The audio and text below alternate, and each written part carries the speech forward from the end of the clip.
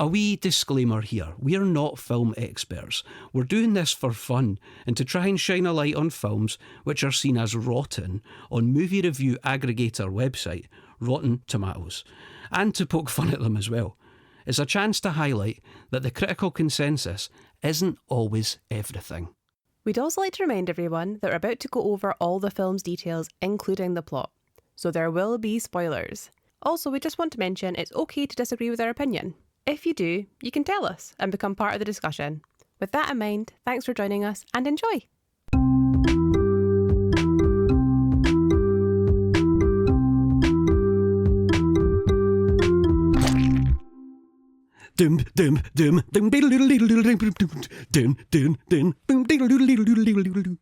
Sorry, I'm very excited to be talking about Van Helsing today. Yes, we are. With its bitchin' Alan Silvestri soundtrack with a wee flamenco guitar. Excellent, it's absolutely stellar. Seriously, when we were sitting down to watch this movie, the first thing I said to Kat was, I can't wait to hear that guitar. It's great, like I actually love the soundtrack. Is that a guitar? We're not sure. I'm not sure. I think it could be a harpsichord. Right, okay. Well, Maybe anyway, it's a whatever it is, keyboard. it sounds cool. And it's like Spanish-esque. It is. It's definitely got a vibe. Yeah, so we're... Sorry. Well, we ain't going into it. We're here to talk about Van Helsing today. A movie which I have opinions about. And I have a kind of love for it because I'll tell you a quick wee story, right? Back in 2004, when this movie came out, to celebrate its release, they released a box set of all the old Universal Monster films. Most of the sequels, not all of them though. Right? Okay. Most of the Dracula, Frankenstein and Wolfman sequels, but not like the Creature sequels or the Mummy sequels, right? Okay. I was like, I hadn't seen any of those. So I went to see Van Helsing and I was like, this monster stuff's pretty sweet. And I says to Mum, my mum, this box set's coming out, can I have it for Christmas? She's like, alright, aye, fine. So she got me this bitchin' box set. I still have it, right? In bits. But you got those three little busts, the little Dracula, Frankenstein, Wolfman busts, the big boxes of movies, they bought like 3 or 4 boxes of movies. It was class, and it was the best Christmas because just spent it watching all these old movies. And that's, at 17, that's when my love of old movies started. I suspect that Van Helsing introduced a lot of people to the old Universal Monster classics. To these characters and to old movies in general. Definitely. It's awesome. And so I think it needs to be recognised for that. And I'm saying that right off the bat because that's why I kind of have always enjoyed this film for that reason. Obviously, we're about to talk about it at length, so there is bits about it that suck, right? Yeah, let's be clear here. There's, we're going to talk about this and its scores and everything, and there's obvious reasons probably why the scores are low and everything, but we'll get into it, right? Anyway, I'll tell you what I'm excited about, Kat, right? I'm excited because you are on annual leave now. I am. And why are you on annual leave? We're going to Disneyland. We're going to Disneyland Paris We are next indeed. week. I can't wait. 4 days. Oh man, it's going to be great. To celebrate, we're thinking about doing a Disney movie next week. Aye, we are. There are a few Disney rotten ones. We're having a look at this, weren't we? Yeah, we were. And Some of which were very surprising. Yeah, I think I would describe some as good movies were on the rotten list. Absolutely. Which is Well, surprising. I think I've picked one. Oh, exciting. For reasons too, which I'll go into at the end, right? Yeah. Oh, little trailer. Then. I know a wee sneak peek, but it's going to be a Disney movie. But we'll talk about it at the end, right? Let's get on with this thing, man. Let's talk about some details about this movie. Let's do it. So this movie came out on the 7th of May 2004. Its runtime was about 2 hours 11ish minutes, right? The budget was $160 million. Well, 160 to 170 million. But the best part was here is at the box office, and at the box office it made $300.2 million.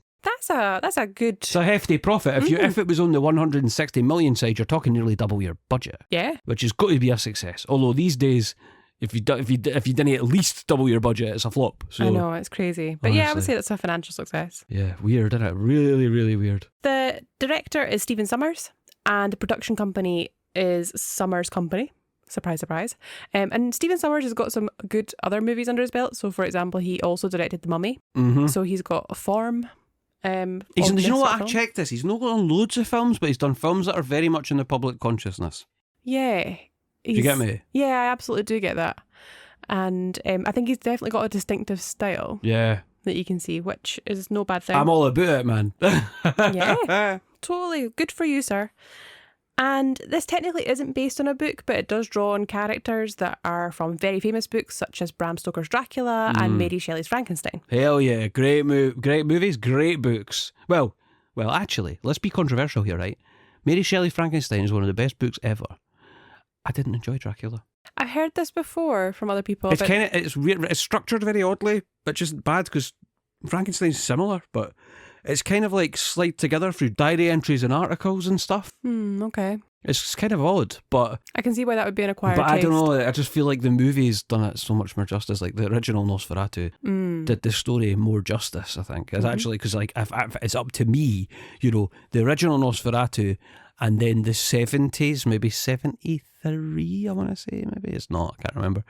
But this Nosferatu remake from then are really accurate portrayals of the story compared to, say, you know, the one that Bela Lugosi was in 31. But I'm not saying that movie sucks. I love Dracula. Bela Lugosi is Dracula. Oh, it's iconic. But, you know, the story's covered very well in those Nosferatu versions. And anyway, sorry, I could sit and talk about this nonsense all day. Let you crack on, sorry. There's only one last thing I'd like to say on the topic, and that's the best rendition of Dracula I've ever seen was that version that we went to see at the Festival Theatre, where it was all done in Doric. It was all in Doric. And it was a non-binary cast. It was non-binary or female cast. That's right. So it was really it was really clever. Oh, it was incredible. The person playing Dracula was amazing. They were fabulous. Everyone on stage was bloody great. It was so good. It was so captivating. It was so different. The horror vibes, eh? Oh, yeah. I'd never seen, and I was so captivated by it. I was so glad we did it because we weren't sure. It was like, this sounds really weird. And I'm like, yeah, that's why I want to go. So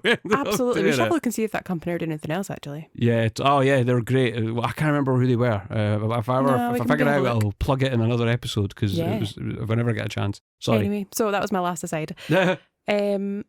So the tagline for this film is "The one name they all fear." That's quite cool, man. Yeah, I think that's pretty good. I love it. Yeah, like especially given the monster hunter vibe. He's the monster hunter. You know what I mean? He's the name that should strike fear. Totally. The next tagline is not so good. Adventure lives forever. It's just lame. It's taken about 2 seconds to think of it. Something like the Apprentice contestants would come up with as a tagline for a movie. No. We're way behind there, man. I don't watch any of the new season. Oh, that's good. Let's do that tonight. That's our Saturday night served. Yeah. Although I was going to watch some movies. I fancied watching some Disney movies. But some classics. We did watch Sleeping Beauty last night, though. Oh, and that is not a rotten film. That's an absolute masterpiece. In every way, isn't it? It really is. Everything about Sleeping Beauty is perfect. There's nothing I don't like about it. It's so good. The synopsis for this film that we got was the famed monster hunter is sent to Transylvania to stop Count Dracula, who is using Dr Frankenstein's research and a werewolf for nefarious purposes. In a nutshell, I think they've covered it. And they used one of your favourite words there. Yeah, nefarious. Nefarious. Oh, I love it. So the score for this one, right, the tomatometer score was 24%. That feels very harsh. It feels harsh, but to a degree, and for reasons which we will likely discuss, I kind of get it. Why Sadly, people wouldn't have liked it. Yeah, I agree. I can understand why people, but I still feel that 24 is pretty low. Frickin' low. Yeah, and actually the popcorn meter only comes in at 57 as well. That's kind of weird. Yeah, and I do feel that is particularly low. I don't think that reflects the people I've spoke to. Like, anyone I spoke to says that they at least enjoy this film or it's a guilty pleasure. Yeah. But that might be what's here. Like, if someone's doing a review for this, they might be like, well, actually, I'm not going to come out and say I liked it. I'm going to come out and say, oh, well, it was actually all right. Because people didn't like to nail their colours to the mast that much, especially when it goes against popular opinion. So, that's a very good point. But I always thought popular opinion dictated that this was a well-liked movie. So, and also, I wonder if it's a generational thing. That because we were of the right age when it came out, that, you know, we've kind of grown up with it. And yeah, like, I was 17, right? You know what I'm going to say? I do. That for a 17-year-old male who likes ladies, right, this was like, there's a lot to look at for a 17-year-old boy. A lot to capture your imagination. Oh yes. Yes. Is it Alira? Yeah. Vampire lassie. Yeah. All about her. Well, even though she was a vampire, I didn't care. I would have let her bite me. Well, this is it. Yeah, there's a lot Eat there. me alive, I do not care. You'd die happy, I'm sure. It's how I felt at 17. Sorry, let's just reiterate that. I'm sure you were not alone. Anyway, with that's all the wee details out the way. Let's get into the nitty gritty, Cat. Let's talk about this movie. Gladly. Yeah. So our film opens, it's pretty sweet, right? With a logo. That doesn't sound very cool, but the logo it's the Universal logo, the classic. Well, not the classic, but right. Opens with the Universal logo, but it changes to black and white. I love that. It's very cool. And it's not like the Universal logo from back in the day when we had, and what I don't think we had Swan Lake at the start of this movie. A lot of the original monster movies started with Swan Lake. That's how they started. And the logo was different and stuff. Did it used to have a little plane? Yeah, there was a plane also, but it was normally at the end. As far as I remember. I could be wrong, but yeah. But then regardless, it was cool that they did the black and white thing. And I, personally, right, would have been buzzing if the whole film was in black and white. I also would have watched it because this intro scene is in black and white. It is, and I think it really would have added something to the film. It looks great. And it's like, it's not easy to film in black and white these days. A lot of people don't know how to do it. I read about this not that long ago, that the art of filming in black and white has been lost because there's a lot of things you have to know about how colour works, and like as in, well, if they're wearing this colour, how's it going to look in black and white? And when it's not just slapping a filter on it and going, cool, it's in black and white. It's got to look right. You know, there was weird things you used to do, like I think in some cases women would wear green lipstick and stuff because it reflected better in black and white. Interesting. Like things like that we kind of have lost, and so, you know. But films like Logan came out and they did a black and white cut. They did a black and white cut of Godzilla, the new Godzilla, which is -1. Is that the new one we saw? That was good. They did a black and white cut of that, and they did a black and white cut, weirdly, of the Justice League, Zack Snyder's one. Yeah, they call him Jack Snyder. Zack Snyder's version was black and white, and I'm like, why? Yeah, that was a bit unnecessary. I know, I don't think it really needs it, but hey, maybe I'm wrong. And I've watched it. I've not watched it. Have I watched it in black and white? Don't think we've watched it in black and white. Anyway, so I would have been cool with that. But anyway, but this intro scene is in black and white. It is. And it opens up with a scene where a mob is heading towards Castle Frankenstein. Inside the castle, we see Dr. Frankenstein has successfully created his monster. And at this part, we have the iconic Frankenstein sound. Because the Frankenstein in this movie, Frankenstein's monster, is very, very dramatic. He is very dramatic. And ultra extra. I'm all here for it though, I love it. In this house, right, we quote this movie at least a couple times a week. We really do. There's a lot of Frankenstein's monster wailing going on. You know what I mean? It's true. Our neighbours love us. But yeah, I'll bet. Yeah, and so the monster is very waily. We get the iconic It's Alive part, but we also get a great Frankenstein's monster wail. It's alive! It's alive! It's alive! And it's very classic. It is. We get that you know, It's Alive thing, and you know, the original It's Alive genuinely puts goosebumps on me when I hear it because it's so iconic, and he loses. It's like in that. Sorry, we're not here to talk about that movie, but in the original Frankenstein film, when Victor brings the monster to life, he turns into a maniac immediately. He loses control of himself, and it's so amazing to watch even now. When you've worked for something that long and it finally pays off. Totally, and thinking about it, like I say, just it gives me goosebumps. I love it so much. It's amazing. But this bit doesn't quite have the same impact, but it's cool to hear it. Just to reiterate here, we recorded impressions for this podcast last night. We did. A lot of them. Yes, and we do need to apologise for the accents. We tried our best. We tried our best, but the movie is so highly quotable with so many little snippets, we absolutely had to talk about them. We did. So, yeah. Anyway, we get, after that point, we get to see Dracula, who is played by Richard Roxburgh. He is, yes. And he was, so you might know him from Moulin Rouge. He was also in one of the Mission Impossibles, I believe, somewhere. Probably. I haven't seen those, so I can't really comment, but he's definitely a recognisable dude. Definitely. I always get him confused with Jason Isaacs, but I get confused quite a lot. I get you, though, because you're thinking Lucius Malfoy, aren't you? Yeah. You lost me my servant! That's right. So that was me being Lucius Malfoy. It was very good. And he tries to literally kill Harry at that part. He does. Anyway, we can never talk about Harry Potter here because they're all fresh. I think so, Hey, maybe no. That would Probably be interesting, eh? Yeah, anyway, he's a good Dracula. He's got like a ponytail, he's got like longer hair sort of thing. Yeah, I like the way Dracula looks in this film. Yeah, totally. His accent's great too. Yeah. I think he really It has to be hammed up here. It really does. If you're thinking about who we're trying to, this is an ode to Bela Lugosi, right? Mm-hmm. So, it needs to sound kind of hammy. Yeah. And Bela Lugosi did, Mm-hmm. And I think, this Dracula is very cool, calm and collected and very confident, and I liked that. Yeah, I mean, he's camp, he's brilliant, he knew the role. Mm-hmm. Do you know what I mean? At this point, the film does deliver one of my favourite lines, and actually it is Dracula who does this. And you've actually said this is one of your favourite lines, eh? It is, because it's just so throwaway, but I really like it. And it goes, "Pity your moment of triumph is being spoiled over a little thing like grave robbery."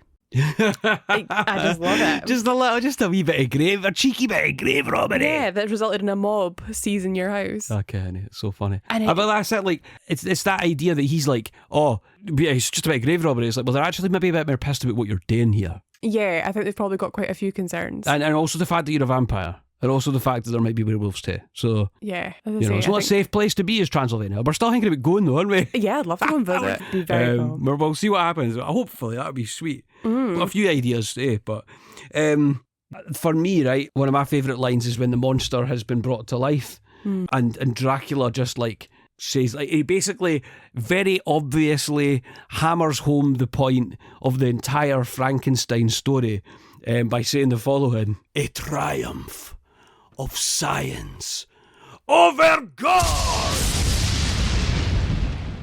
The drama. I know. The drama. So dramatic. Absolutely, I love it. And but it's very on the nose, but I still enjoy it because it's cool. If you were walking, and to be honest, I kind of was at 17. If you're coming in, this might be your first introduction to Frankenstein, to Dracula, to the Wolfman. So, why no? Tell us right off the bat the whole point of the plot of Frankenstein. Definitely. And also the fact that he was able to time those sparks to his words was very impressive. Aye, totally, aye. That was the first time we've used a sound effect, by the way. I liked it. It worked alright, it worked okay, I think. Also, that line's a bit of a throwback to our line from Bride of Frankenstein. Just to say, right, Bride of Frankenstein is probably my favourite film ever. Not just one of. Mm-hmm. Probably my favourite, right? Dr. Pretorius is the guy who comes in and kind of influences Frankenstein to make a woman monster. Mm-hmm. And basically what he says at one point, and he makes a toast and he says, "To a new world of gods and monsters." Ah, okay, so that's and where it could be a and... toast with the monster, because I can't quite remember, because he meets the monster and gives him drinks for the first time. And there's that whole bit where the monster's like, "Drink!" Boris Karloff's drinking. Right.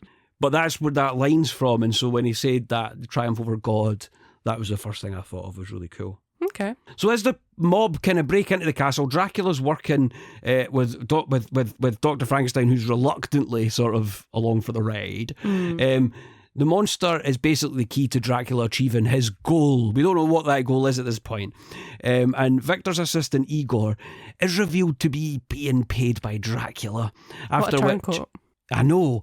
After which Victor attacks Dracula and then Dracula kills Victor. As if Igor wasn't gross enough. Well, this is the thing, and I was going to say this. The Igor in this movie is really gross. He really is. He's sort of deformed and he's mutilated and he's sort of much more monstrous. We've had different hunchbacks throughout the movie series, and the hunchback was often not an afterthought, but was an extra monster for them to throw in. So the original shared universe, right, I'm not kidding, right, movies were probably House of Frankenstein and House of Dracula, and those movies were when we got all the monsters together in one film. It was like the Avengers of its time. Yeah. Right? It was. These were huge, huge properties, and we were putting them together for the first time. And what they'd often do is they'd have a hunchback, Igor type character. In fact, one point in one of the movies, it was a woman who played the hunchback. Wow. Okay. So it's been done before, but this never like this. Yeah. They decided to really monster him up. The guy that plays Igor is a guy called Kevin James O'Connor. This guy played the wee guy. Is it Benny in The Mummy? Oh, I love Benny. Do you know Benny? Remember, if you know The Mummy, you'll know Benny. He's the wee character that kind of has a fez, and he's the wee kind of snake character. He is. And kind of similar to the part Igor he plays here. Yeah, but you can't tell it's definitely. him with all the makeup and stuff. There's one thing I'd like to say about this part is that I just think they do such a good job of making you feel so sorry for Victor. Like, his kind of hands being forced, and it does. I don't think you certainly get the impression that this is not the way he thought things would pan out. Like, he's so excited when his monster actually comes alive, and then to see it kind of all turn to ashes in his hand was really pretty sad. It is sad. There's also a bit where Dracula bites. I think he bites Victor. He does. The CGI is terrible. Yeah. It's awful. So they kind of make his mouth look like it's monstrous, And huge. but it just looks shit. And I remember thinking at the time, back in 2004, 21 years ago, that it looked crap then, and it does not look good. And it's definitely something that, you know, people have noticed since, and at the time even, that the CGI was very heavy, very much relied on CGI. It did, unfortunately. But I'm not going to go on about it each time, but I'm just going to mention it now. CGI is definitely an issue here. So Frankenstein's monster breaks free and carries Victor's body out of the castle. The mob siege the castle at this point. They then chase Frankenstein to an old windmill, where the monster climbs at the top of the windmill, and the mob sets it on fire. Yeah, I feel really sorry for the monster at this point, because obviously he's just born. He's only a baby. And he's having to carry his dead dad, for all intents and purposes. And Igor does him a dirty again. So the mob have sieged the castle and are climbing up a set of stairs. And Igor shouts out, "Dr. Frankenstein!" as the monster is carrying Dr. Frankenstein away. So that's why the mob chase him to the windmill. Honestly. I kind of liked that they included the windmill. It's such a vital part of the original film. We have a huge Frankenstein poster in the hallway. We do. I've had that poster since about this time. That's Wow. how, honestly, I'm not kidding. That would make sense. I've had that poster for that long. I love it. It's one of my favourite things I own, right? It's a beautiful piece of artwork. And the windmill's on there. It's just an iconic part of the Frankenstein story. So much so that they've just built this bloody windmill at Dark Universe, the new park at Universal Studios. I was honestly going to say that. It's something I've written down in my notes, saying that anybody who's wanting to get hyped to go to Dark Universe, watch this film. And I tell you, like, I didn't want to talk about it too much, because partly because I'm upset I can't go anytime soon, and also because you can only go for one day out of your 2-week ticket, apparently, even if you were going. But the Dark Universe park looks absolutely like my dream come true. We were just at Universal Studios back in bloody September, October, and they were showing all the promotional materials. They even had a big model of the whole Epic Universe park where you could look at it. It was incredibly detailed. It was phenomenal, and the whole scale of this thing is just absolutely breathtaking. But I'm sure I'll experience it maybe in about 10 years. Yeah, we'll wait for the crowds to quiet down. Wait for things to die down and wait until we save up enough money to go. Yeah. In the meantime, you know, we've got plenty to see here in Europe. At this point, you really get to have a good look at the monster as well, and that's where really the steampunk vibes begin. He's literally got steam wee pistons going tss, tss from his knees. Yeah. The steampunk vibe here, right, is so prominent. Just to, right, I'm going to just find a definition, right, of steampunk for those who don't know what that is, right? So according to Google, steampunk is a subgenre of science fiction that incorporates retro-futuristic technology and aesthetics inspired by, but not limited to, 19th century industrial steam-powered machinery. I think it very much leans into that vibe. Yeah, that's pretty much a really good explanation. That's what steampunk is. And this is a very much a steampunk-themed movie. I think that's fair to say. The mob then look in horror as the monster cries out something probably like this. No, this is the point where he goes, "Why?" Oh, does he do that? Yeah, which actually stuns the crowd to silence. Aye. Yeah, which I think is pretty impressive, like, because they've just been chasing him like a monster because they don't understand. He actually talks like a man. Yeah, and he's holding like Victor up, and so the mob look up in horror and the monster cries out, "Whoa!" And they hear Dracula and his brides approaching, fleeing in panic. If I was there, I'd probably be just there in awe. Here come the brides. Mikey's ready. Yeah. 17-year-old Mikey is ready. Yeah. The windmill then collapses and Frankenstein and his monster fall into the rubble. Yeah. Poor them. One thing I noticed here, and it gets brought up later, right? Why is there absinthe in the windmill? I think maybe it's... Like a bar? Yeah, I don't really know why there's absinthe there. I thought it might Why be... not have a bar, open a windmill bar? I would go. Aye. Well, maybe not when it's on fire. No, but... probably not. There's probably a bar in the windmill at the Epic Universe. But yeah, there definitely will be. It looks like it's pretty run down, so I do wonder if it's just maybe been folks' kind of hangout spot. Yeah, maybe. But it's like a big, bright bottle. It was actually black and white at this point, but absinthe, we see it, and it's just, yeah, it's so in your face. Like, It really is, and there's a lot of them as well. Yeah, exactly, aye. 1 year later, we're in Paris, and Gabriel van Helsing, Hugh Jackman, by the way, if you didn't know, it's Hugh Jackman that plays Van Helsing, is hunting down Mr Hyde. That was very good. The search takes him into Notre Dame.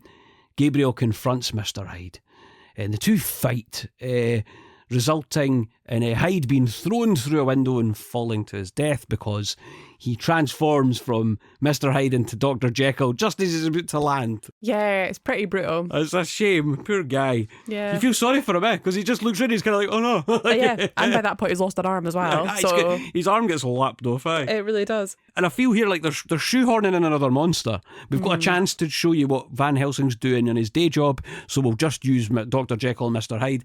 I wasn't mad.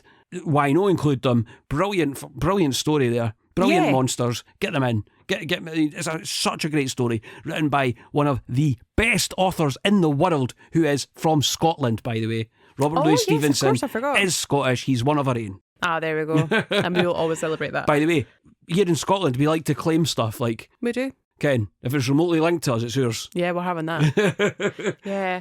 And it's interesting because this was the first glimpse we get of Van Helsing. Mm-hmm. And I really, really liked his cozy knit jumper. Cozy knit jumper? Yeah, he has like a sort of polo neck jumper on. And I'm like, that's exactly what you want. Yeah, I didn't notice the cozy jumper until way later when you mentioned, oh no, his cozy jumper got ripped. And I'm like, oh my God, look, he genuinely has a turtleneck. It's like... Fair enough. And when you what I would have get picked for a steampunk aesthetic, but no, but I think it works out okay. And also, the first glimpse we see him of, he's wearing a mask, and I was like, wearing masks before they were cool. Ken, pre-COVID. Yeah, and this was, I think it was set before the Spanish flu. We kind of get the point here that this Van Helsing isn't a wee old man. He's not the wee old guy that we saw portrayed by Edward Van Sloan, who was the guy who played Van Helsing, who hilariously had Van in his name, right? Yeah. This is like showing us an alternative version, or possibly a younger version of Van Helsing. I don't know. But it's awesome because it's kind of getting that across here. By showing us slaying Mr Hyde and doing that, we're kind of getting an idea what Van Helsing's life is like. And then also the fact that the locals immediately turn on him for doing it. Yeah. And so we know that he's like, well, this happens to me. And he says it later to Carol, who's the wee friar. Later on, he says, oh, well, this is normal. I normally get people hating me wherever I go. Yeah, it's also like the opening scene, you see a poster of him wanted dead or alive. Aye. Or VA more. Aye, that's right. Aye. View more, actually. But the worst part of this scene, it's a cool scene. I like it when Mr Hyde stubs out the cigar in his mouth and his tongue and eats it. Yeah. And the whole thing's absolutely absurd. But the thing that's the grossest is his work his arse. Oh, I know, that's absolutely unnecessary. There's no need for him to have that obvious a butt crack hanging out. His arse just hanging out and he's pulling up his kegs. Like, work his arse, man. Oh. There's also a reference here to kind of the Hunchback of Notre Dame as well. Van Helsing hits the bells and he goes like kind of the bells. Aye, totally. Yeah. But my favourite part of this entire scene is the part where Van Helsing is telling Mr Hyde why he's come after him because of all the things he's done. And it's awesome. Mr Jekyll, you are wanted by the Knights of the Holy Order. It's Mr Hyde now. For the murder of 12 men, 6 women, 4 children, 3 goats, and a rather nasty massacre of poultry. No, I cannot hear the word poultry without doing that. I do it all the time, don't I? You do. Every supermarket journey is an adventure with you when you see the poultry sign. And also, you got a shot at Hugh Jackman's really patchy accent. Oh yeah, Hugh Jackman's accent. So I all over the place. Like, he's kind of American mostly, but he's also Australian in real life. And then but then he's kind of English a little bit. It's really odd. Yeah, he starts off really strong English. Yeah. And then it just fades fast. So after his successful slaying of Mr Hyde, or Dr Jekyll, whichever you prefer. Probably Mr Hyde, because, I mean, if it was Dr Jekyll, it would be straight up murder. Well, this is kind of what he says, though. He does make reference to it where he says, you're not there when they turn back to human. He then returns to the Vatican, which seems to be his base. And he is briefed on a new assignment. See, when my notice, I actually just wrote, I didn't realise it was the Vatican for some reason. So I just wrote church base. I think church base. The Vatican's probably the most famous church base. Church base, it is. Totally. I want to go to the Vatican. We've also spoken about going to Rome. So yeah, really it'd be cool to go to the Vatican and see the wee hangout where the wee pure friars make their swords and that. Hey, underneath the Vatican, because that's Yeah. obviously what's there. obviously that's what this movie depicts, so it must be real. And Gabriel's contact at the Vatican is Cardinal Jeanette, who is played by Alan Armstrong, who I know as Brian from New Tricks. Yeah, I totally. So that's It's all I all can right. see. It's okay. Oh, banger. So good. So good. When And I first met Kat, I used to go to you and visit your mum and dad, and you would be watching New Tricks, and I was like, kind of like got into it after Yeah. that. Anybody who doesn't know what that is basically a crime program where it's retired police officers kind of solving cold cases. It's for the a most part. cosy crime show. It is. I think maybe it was before that genre even really existed properly. Yeah. I'd arguably say cozy crime was invented by Agatha Christie. That's a good point, actually. I think that's a fair assessment. But certainly for television, there wasn't too many. No, you're right, absolutely. For TV, yeah. But anyway, give it a go if you're stuck. Mm. And when he's recanting what was going on in Paris, the cardinal says to him that for what he's done, he'll have to have a week in hell. Mm. And Van Helsing's comeback is so good, where he's like, oh, that sounds like it would be a reprieve. And it's like, that's brilliant. I'm going to start saying that. Knowledge. Excellent. So, yeah, he gets briefed on this new assignment, and he's been ordered by the Vatican to search out and destroy Count Dracula, who, as we said earlier, is played by Richard Roxburgh. This assignment doesn't seem to make Van Helsing very happy, and just before this, he does raise some serious concern. That's where he has that conversation around, like, oh, you don't see when these guys, like, when I kill them, they turn back into people. And it is very much kind of like oh, yeah, that's really bad, right? Next. Aye. There's no chance for discussion around it. No. And I think that's maybe where workplaces have slightly changed. You know, if you were to flag a concern like that these days, it might be taken a little bit more seriously. Taking HR. At this point, Van Helsing seems to be quite tired of killing monsters. And Yeah, he's definitely got that weary, can't he be arsed with this shite look, feel about himself, you know? yeah, and I think he's quite tired of the life of being seen kind of as a vigilante and Yeah. having kind of a price on his head quite a lot of the time and not being very welcome in places that he goes to. And he also mentioned at this point that he does not have his memories. It's tired, isn't it? It is quite tired. I've not got my memories, and so now I'm going to have to go on a journey of self-discovery. And you're like, oh, okay. Yeah. It's not something we've not seen before. Nah. But it is explained that this particular assignment is important because 450 years ago, a Transylvanian knight named Valerius the Elder promised God that his family would never rest nor enter heaven until they vanquished Dracula, which I feel like is quite a big promise. Bit harsh. And also, it's a bit of a mean thing to do to your kids. Like, fair enough if you make that promise for you, but then to say, like, none of my family, like even my cousin twice removed, you're not getting into heaven until Dracula's dead. Dracula still lives, it is reported. However, there are only 2 Valerius family members left alive. So that's Princess Anna, who is played by Kate Beckinsale, and Prince Velkin, who is played by Will Kemp. This is about the point where, right, for some reason the church base has a friggin' overhead projector, right? It is steampunk, so, you know, all the items you could shoehorn into the steampunk aesthetic. Why no an overhead projector? But hey ho, they maybe had a way to do it back then. The magic lantern show. Yeah. I didn't care how it worked. But anyway, he sees a picture of Anna and he looks at it and he's basically like, swing! Yeah. True, for they managed to capture some amazing shots of her somehow. Oh no, looking kind of pensive. She's not quite looking at the camera, but she's looking Yeah. away. And she's Like wistful, kind of candid let's just. shot. I've joked about how I was a 17-year-old man boy when this came. Man boy. When this came out, Kate Beckinsale was very much the apple of mine eye because the year previous to this we had Underworld as well. We did. By the way, also Rotten, and we will cover it because I love it. And so Kate Beckinsale was very much in my consciousness at the time, and so I was buzzed to see this movie when it came out. I can not understand really that. realising that actually she would be superseded by Vampire Alira. So Well, there you go. yeah. It's opened their eyes. That's it. But anyway, Hugh Jackman's into it. Van Helsing's like, hello. It's like, oh, well, if I have to go, I guess I better. I better now, I'm off. See you later. Where's the next plane? Oh, wait, you can't get a plane. This is whatever year it is. We're not This is the unclear. other thing. They travel about really fast in this They movie do. for there They not being really any do. friggin' jet planes. It's not like he could just jump on EasyJet flight. He's know. flying about Europe like there's no tomorrow. Those horses are very fast. They are. Oh, Transylvanian horses. Sorry. Jumping ahead there. Yeah, so they're noted that the Valerius family is running out of time if any of them are to actually get into heaven, and that the church is committed to saving their souls.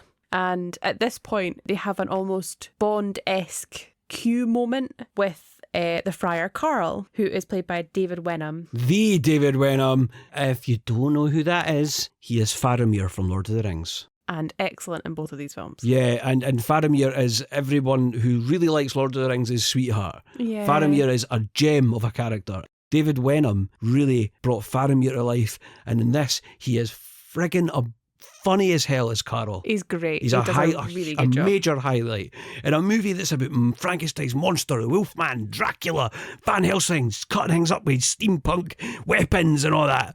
Carl's a highlight, quite Carl is honestly. a highlight. He brings a lot of the levity and a lot of the flavour to this film. And also, he seems to have some great inventions. Mm-hmm. So when we're going through all the items that he's invented, this lab kind of turns in a little bit of the sort of Temple of Doom vibes. Just a smidge. And he's talking through all the equipment that he can make, and he makes a comment about a sword, which is very funny. Well, any idiot can make a sword. Sorry, father. Which just adds that little layer of flavour, and that's what I'm saying. It's that little thing with Carl. He gets really excited about things, and then he kind of goes, and his character's great. His speech patterns, Carl's speech patterns, are just so iconic that we quote him all the time. We do. This bit I'd never noticed until we watched it last time. But it's that when it's the fact that the guy that's making the sword's like, "Ooh." Yeah, it's great. Excellent. And also, he does seem to be making things that are much more advanced than is the norm for the time, including making an item that they don't quite know what it does. So we see it getting used later, and it's about this time. Carl says something. I can't remember what he says.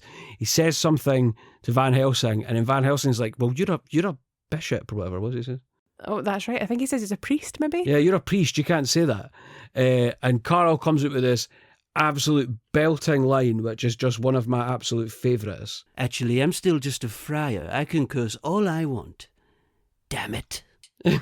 I love it. And that line, it's the little damn it, like a naughty child. Damn it. Yeah, I love it. I absolutely love it. I think this is that just captures everything about Carl in this film. Yeah, if there's one character we get to know quite well, I'd say it's Carl. Yeah, I agree. I'm not even kidding. Yeah. That's kind of the bar, I guess. I've noticed things recently when watching movies is that I do look for things like a bit of character depth and character development. I want to know things about characters. And sometimes in these kinds of movies, you don't really get that. Yeah. But if there's one character we know quite a bit of bits about, it's Frankenstein's monster, and it's Carl. Yeah. So at this point, Van Helsing and Carl head off on their mission to Transylvania. And I think Carl is not thrilled about going on some field work. No, he's not really, man. No. He's just a friar. He doesn't want to do this. No, and he's never been out in the field before, so all very new to him. So we are then transported into the Transylvanian forest, where we see Velkin and Anna attempting to hunt down a werewolf. So the Wolfman. The Wolfman. They've set up a very Looney Tunes-esque trap for the Wolfman. They really have. I never really thought of it like that. Yeah, so it's basically like a pit covered in leaves and a big net. That'll snag him. Yeah, so Velkin's kind of tied. I don't know why. It's got a big Acme logo on the side. But Velkin is tied up to a big tree stump to try and lure the werewolf in, which feels a bit of an odd choice. Yeah. Considering he is supposed to be the person with the silver bullets in his gun. Why would you tie him up? I was pissed because I was like, why on God's earth does only one person have a frickin' silver bullet? We're a literal werewolf. We're trying to coax a werewolf out to us. Why does only one of us have a friggin' silver bullet? Get me your silver bullets. That is poor planning. Very poor planning. It's poor plot writing. That's what it is. Well, I agree. And at this point, they're also doing a lot of flips. Yeah. They're a very acrobatic family. Here at this point, I'll tell you what I noticed at this point. The costumes in this movie are stunning. They are. From everything we've seen so far.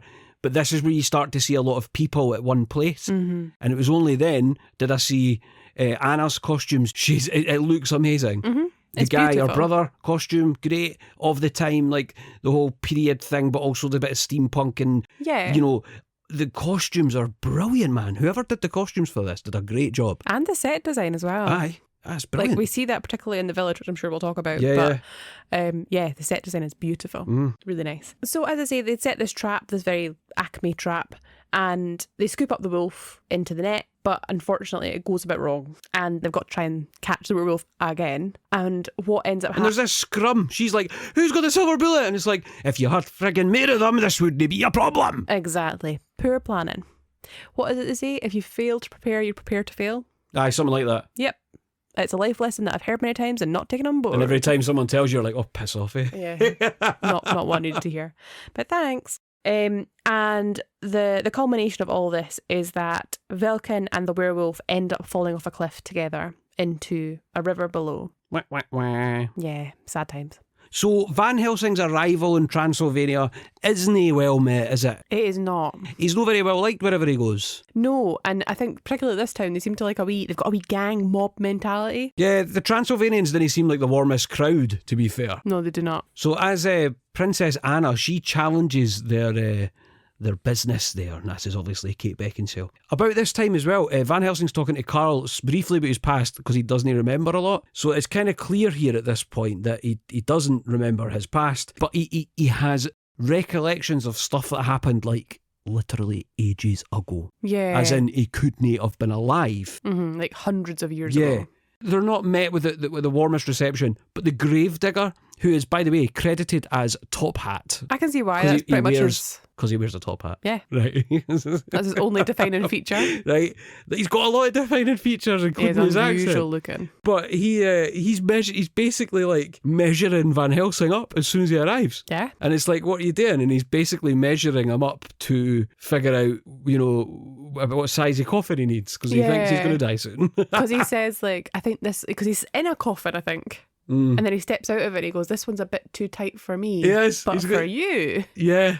This would be ideal. He's funny, man. He's great. He's played by a guy called Tom Fisher. And this guy was in a couple of other things, including some Stephen Sommers movies. The Mummy Returns, he was in that. Okay. He was also in Mean Machine. He plays one of the commentators. So he's basically measuring him up, and it's funny. I just love it. The guy's great. The guy, Tom, whatever I said his name was, Fisher. Top Hat Man. Top Hat Man. Funny as hell. He definitely is a scene stealer. So Princess Anna, who is Kate Beckinsale, is basically saying to Van Helsing, what are you doing here? Right? Get to France, Ken. Yeah, we don't need your help. And Van Helsing notices three shapes flying towards them, which are clearly Dracula's brides, flying towards them. Alira, who is played by Elena Ania. Mariska, who is played by Josie Marin. Jose, who's played by Josie Marin, and Verona, who's played by Sylvia Coloca. It's obvious that they're trying to basically get Anna. They actually succeed in carrying her off a few times during this scene. They do. And it's a great scene, right? First thing, and Kat alluded to it earlier, the set design in this town is phenomenal. It really is. Like, it's got so many interesting structures in it. It's so hammed up. It feels like what it'll look like when you're walking about Dark Universe in Universal Studios. It also looks like it would stink. Aye. It's a smelly place. It's a smelly place. Like, I've got my notes as under Trampsville, Transylvania. So... Aye, so the vampires, basically, I love this because the set design, great, but I like the fact that the vampires are attacking during the day and they're attacking in breaks in the sunlight. It's so clever. I don't think I've ever seen anything like that before. No, I agree. Or since. No, I don't think I've seen it since either. Even in Twilight. Anyway, which is on the list, by the way. Oh yeah, no, Kat's going to make me watch these Twilight movies. So excited. They're so rubbish. Yeah, and at one point they grab the cow. They do grab the cow. And I felt like, I was like, no, the poor cow. Not Daisy. She had it tough in Lake Placid, I know. Oh, I know. Cows get it tight, like. Aye, and basically, so at this point, Van Helsing's got what I referred to as the turbo. And it's like a bow that's shooting rapid fire. Yeah. A rapid fire crossbow. He's turbo, right? Mm-hmm. And he's shooting the hell out of things.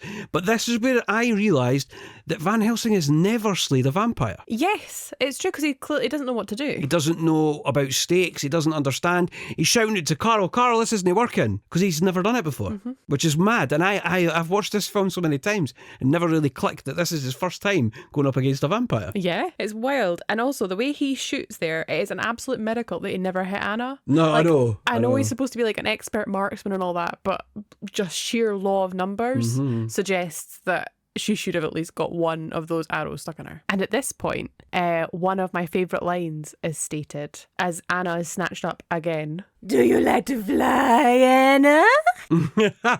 Yeah, very difficult to capture that one. Yeah, tried so hard last night trying to do this because when she does it in the movie, she kind of screeches into a laugh. We just couldn't do it. I can't do it. I just can't go that high. It's clearly because I'm not a vampire. I gave it a shot, and when I was unwell, I had a tracheotomy. so my throat has never been the same since. No. I can't shout and scream like a high pitch like I used to. I just can't do it. It's weird. It's like that part of my throat's been switched off. Yeah. So we just couldn't do it, but you did a right job. I did. It took a few takes. We got a lot of outtakes We on got that a lot one. of outtakes. So we might share those outtakes at some point. Yeah, we might have a special. It was funny. If we build more outtakes, maybe we could do that. It would be funny. Definitely.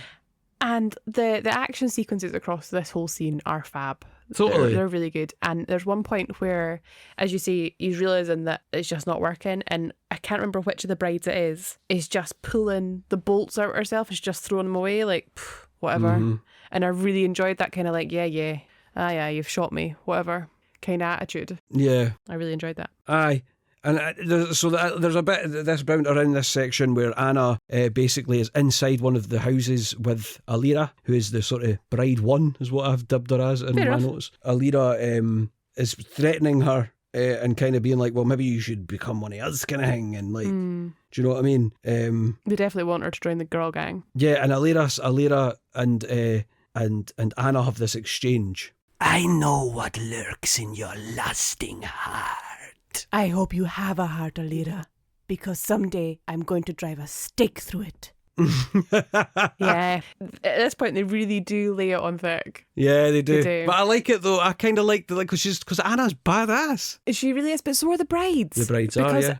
At this point, they also drop in another favourite line, and I'm sorry, I do have quite a few from this movie. No, we've already said there's a lot of stuff that's highly quotable. Yep, and it's when it's come part of my kind of parlance in general. Too bad. So sad.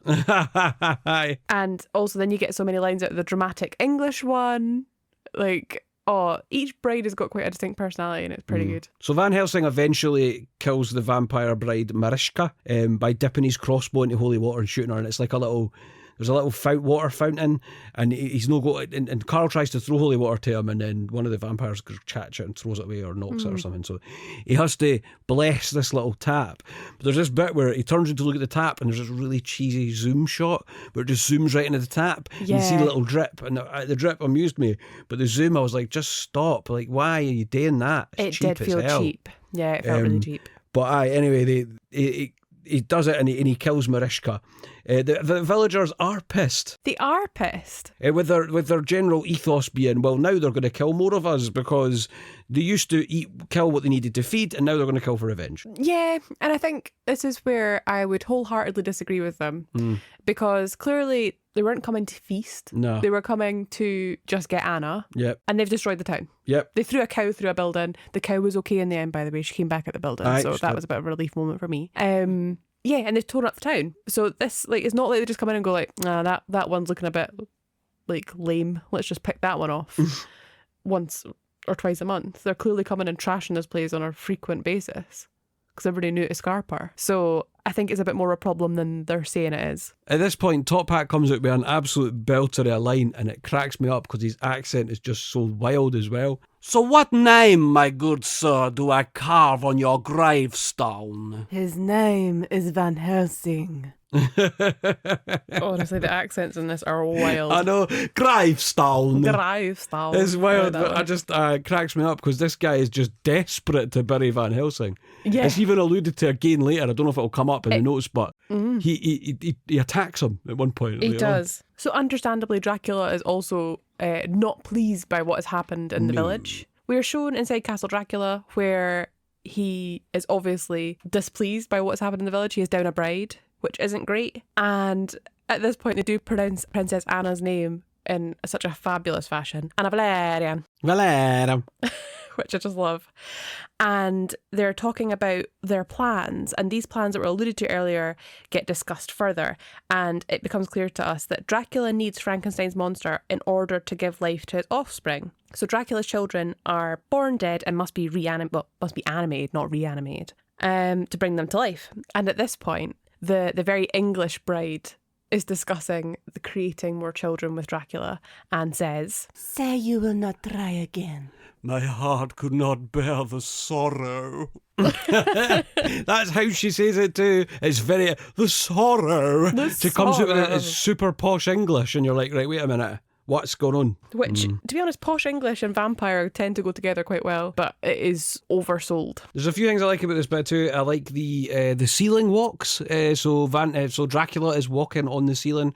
It reminded me of Bert in the production of Mary Poppins we saw a few months ago. Oh yeah, that's right. Amazingly, if you've not seen the Mary Poppins show, the full-scale Broadway musical that is touring at the moment, Bert actually walks up the side of the friggin' stage and along the ceiling. It's I don't know how incredible. they did it. Incredible. It was so good. And also the bride's upside down faces made me laugh here because they're sort of like when they're talking like and I was like, it looks ridiculous. I appreciate that though, because clearly they are upside down. Why are they upside down? What purpose does it have? Just to show how that vampires can, they are, basically. Yeah. Aye. And also, what I find quite odd is that Dracula seems to sleep in ice. Mm-hmm. So at this point, he takes his brides back into the wall with him, and it's just. And then they kind of merge into this like weird pattern, and it's like they turn into a piece of artwork, but it's kind of like ice or something. Yeah, makes no sense, man. Odd choices, very odd. At this point, we also find out what happened to Vulcan Valerius after he went off the cliff. So it transpires that Dracula's werewolf was killed in the fall over the edge of the cliff. Yep. But during this point... Due to a silver bullet, probably, no, because you wouldn't die if a werewolf fallen off a cliff. And also, famously, Vulcan had the only silver bullet in that whole group. That's it, in the whole friggin' Transylvania, apparently. Apparently so. And Vulcan was bit during the altercation, so he has become Dracula's new werewolf. And it's at this part where... So back in the day, my friend Stuart and I've not seen him for a long time. He's a great guy. He, I think he moved down south and stuff, and he's here sometimes. We used to go to the cinema on a Thursday night about this time. We saw like Pirates about this time, and we've seen Seed of Chucky around this time as well. Oh, wow. And he'd never seen a Child's Play, and that was his first one. Oh, wow. Terrible. What a first one to come in on. First one to watch. Not that it's a terrible film, I've grown to like it more in recent years, but for the first, no great. Anyway, basically at this point, Igor is giving Wolfman a horrible time and he's basically torturing the poor thing. But it was one of these things where Tiger and I were literally at school the next day and we were kept doing this little quote because it was just amused us so much. Igor! Yes, master. Why do you torment that thing so? It's what I do. It's what I do. Yeah. It was that, and we did it for years after that. Yeah. And it's one of these things that sticks around. So every time I watch the movie, I look forward to it. Because Igor's just basically, right? Igor is just a little shit. Yeah, he's a horrible little shit. Yeah. Aye. And things like that really kind of bring that forward, don't they? Yeah, and I think it is like he's always upfront about how much of a horrid person he is, which doesn't excuse it, but at least you know what you're getting. So grateful that Van Helsing saved her life and destroyed Mariska, Anna takes Van Helsing and Carl back to the castle where the Valerius family has lived for ages, hundreds of years, following Dracula's human death. That evening, Anna wants to go out vampire hunting, but Van Helsing prefers to wait until daylight, sprays her with a knockout spray. I loved this. I thought it was a very odd choice. Yeah, he sprays her out with a knockout spray. He knocks her out with a knockout spray, which is apparently a thing. Yeah, and I feel like maybe he could have just talked like ether in a spray bottle. Yeah, just a bit of chloroform in a spray form. Aye, basically. But as I say, I think he could just talk to her and maybe talk her out of it rather than just be like, I can't be arsed with this. I know, that's it. Right in the face. When Anna later wakes up, the halls are dark and Van Helsing's basically nowhere. Someone's there though, and it's a werewolf! But not just any werewolf, it's her brother Vulcan. Apparently, like as we said, Vulcan was bit by the werewolf on his way down the cliff, survived the fall, and is now a werewolf, and now has to answer to Dracula. Yeah. So... But he turns into himself long enough to basically warn Anna what's going on. Yeah. And then the moon comes out, and he changes back into a werewolf, lunges at her. Van Helsing kind of appears and fires a shot at Vulcan, but she's like, Danny, it's my brother. Yeah. All very interesting. Love the transition into a werewolf. The transition into a werewolf from this film is iconic. It's a skin rip, right? It's never seen the like at the time. Mm-mm. Basically, when they're transforming into a werewolf or from a werewolf into a person, he's ripping his skin off and underneath he's a human or vice versa. Yeah. It's super cool. It is very cool. CGI shite, but it's cool. Cool idea. I love the idea, and I don't think it's aged too bad. The skin transition isn't that bad. There's a lot of other. The Wolfman CGI's shite. I think this film deserves a remaster. I'm going to start a campaign. Remake it. Just get Ariana Grande in as Anna, and who could be Van Helsing? Ryan Reynolds. Ryan Reynolds and everything, so why not? Just get Hugh Jackman back. No, Jason Statham's Van Helsing. Oh, that'd be awful. No. Van Helsing. That's what would be class. Oh, what? Aye, totally. It'd be great. Nah, not having it. We also failed to mention earlier that when they're in the castle, when Anna's getting ready to go out and hunt vampires, she's got this little silver stake. But it's a little hand with a stake in it. Yeah. But it's also a stake in itself. It's very weird. It's super odd. I thought it was a walking stick. I also thought it was walking stick. I thought it was possibly an allusion to Lon Chaney Jr. playing the Wolfman, because in the Wolfman he buys a cane and he gets flirty with the girl he buys it from, and he's like, oh, I've got this cane and it's got a wolf's head on it. Possibly that's just me trying to make a correction, but that was what I thought of immediately. It was like, maybe it's a cane. Well, yeah, I think that's not an unsensible thing to think, but it's just unusual because it's like a silver stake. Yeah. And is that for a werewolf or is it for a vampire? Because she seems to have got a lot of experience around vampires, so should know better that silver won't work. Just as an odd point to note. I actually noted down here about CGI. I said one of the benchmarks I always have for about this time is that Lord of the Rings was 3 years before this, and in that CGI, some of it's no great, but most of it hasn't aged. I agree. When you watch it in freaking 4K now, it still looks great. So you're like, where's the excuse that you had the shite CGI 3 years later? Yeah, maybe those $10 million. The ground had been broken 3 years before. Like, do you know what I'm saying? Maybe that $10 million difference in the budget. Of course, maybe. It's where they should have spent the money on the CGI. My favourite part about this scene is a few things. Firstly, is the fact that he comes in. Now, bearing in mind, earlier in the movie, when he was at the church base, the guy gave him a wee scroll, and he's like, this is a mystery scroll, and we don't know what it's for, but it's obviously for something.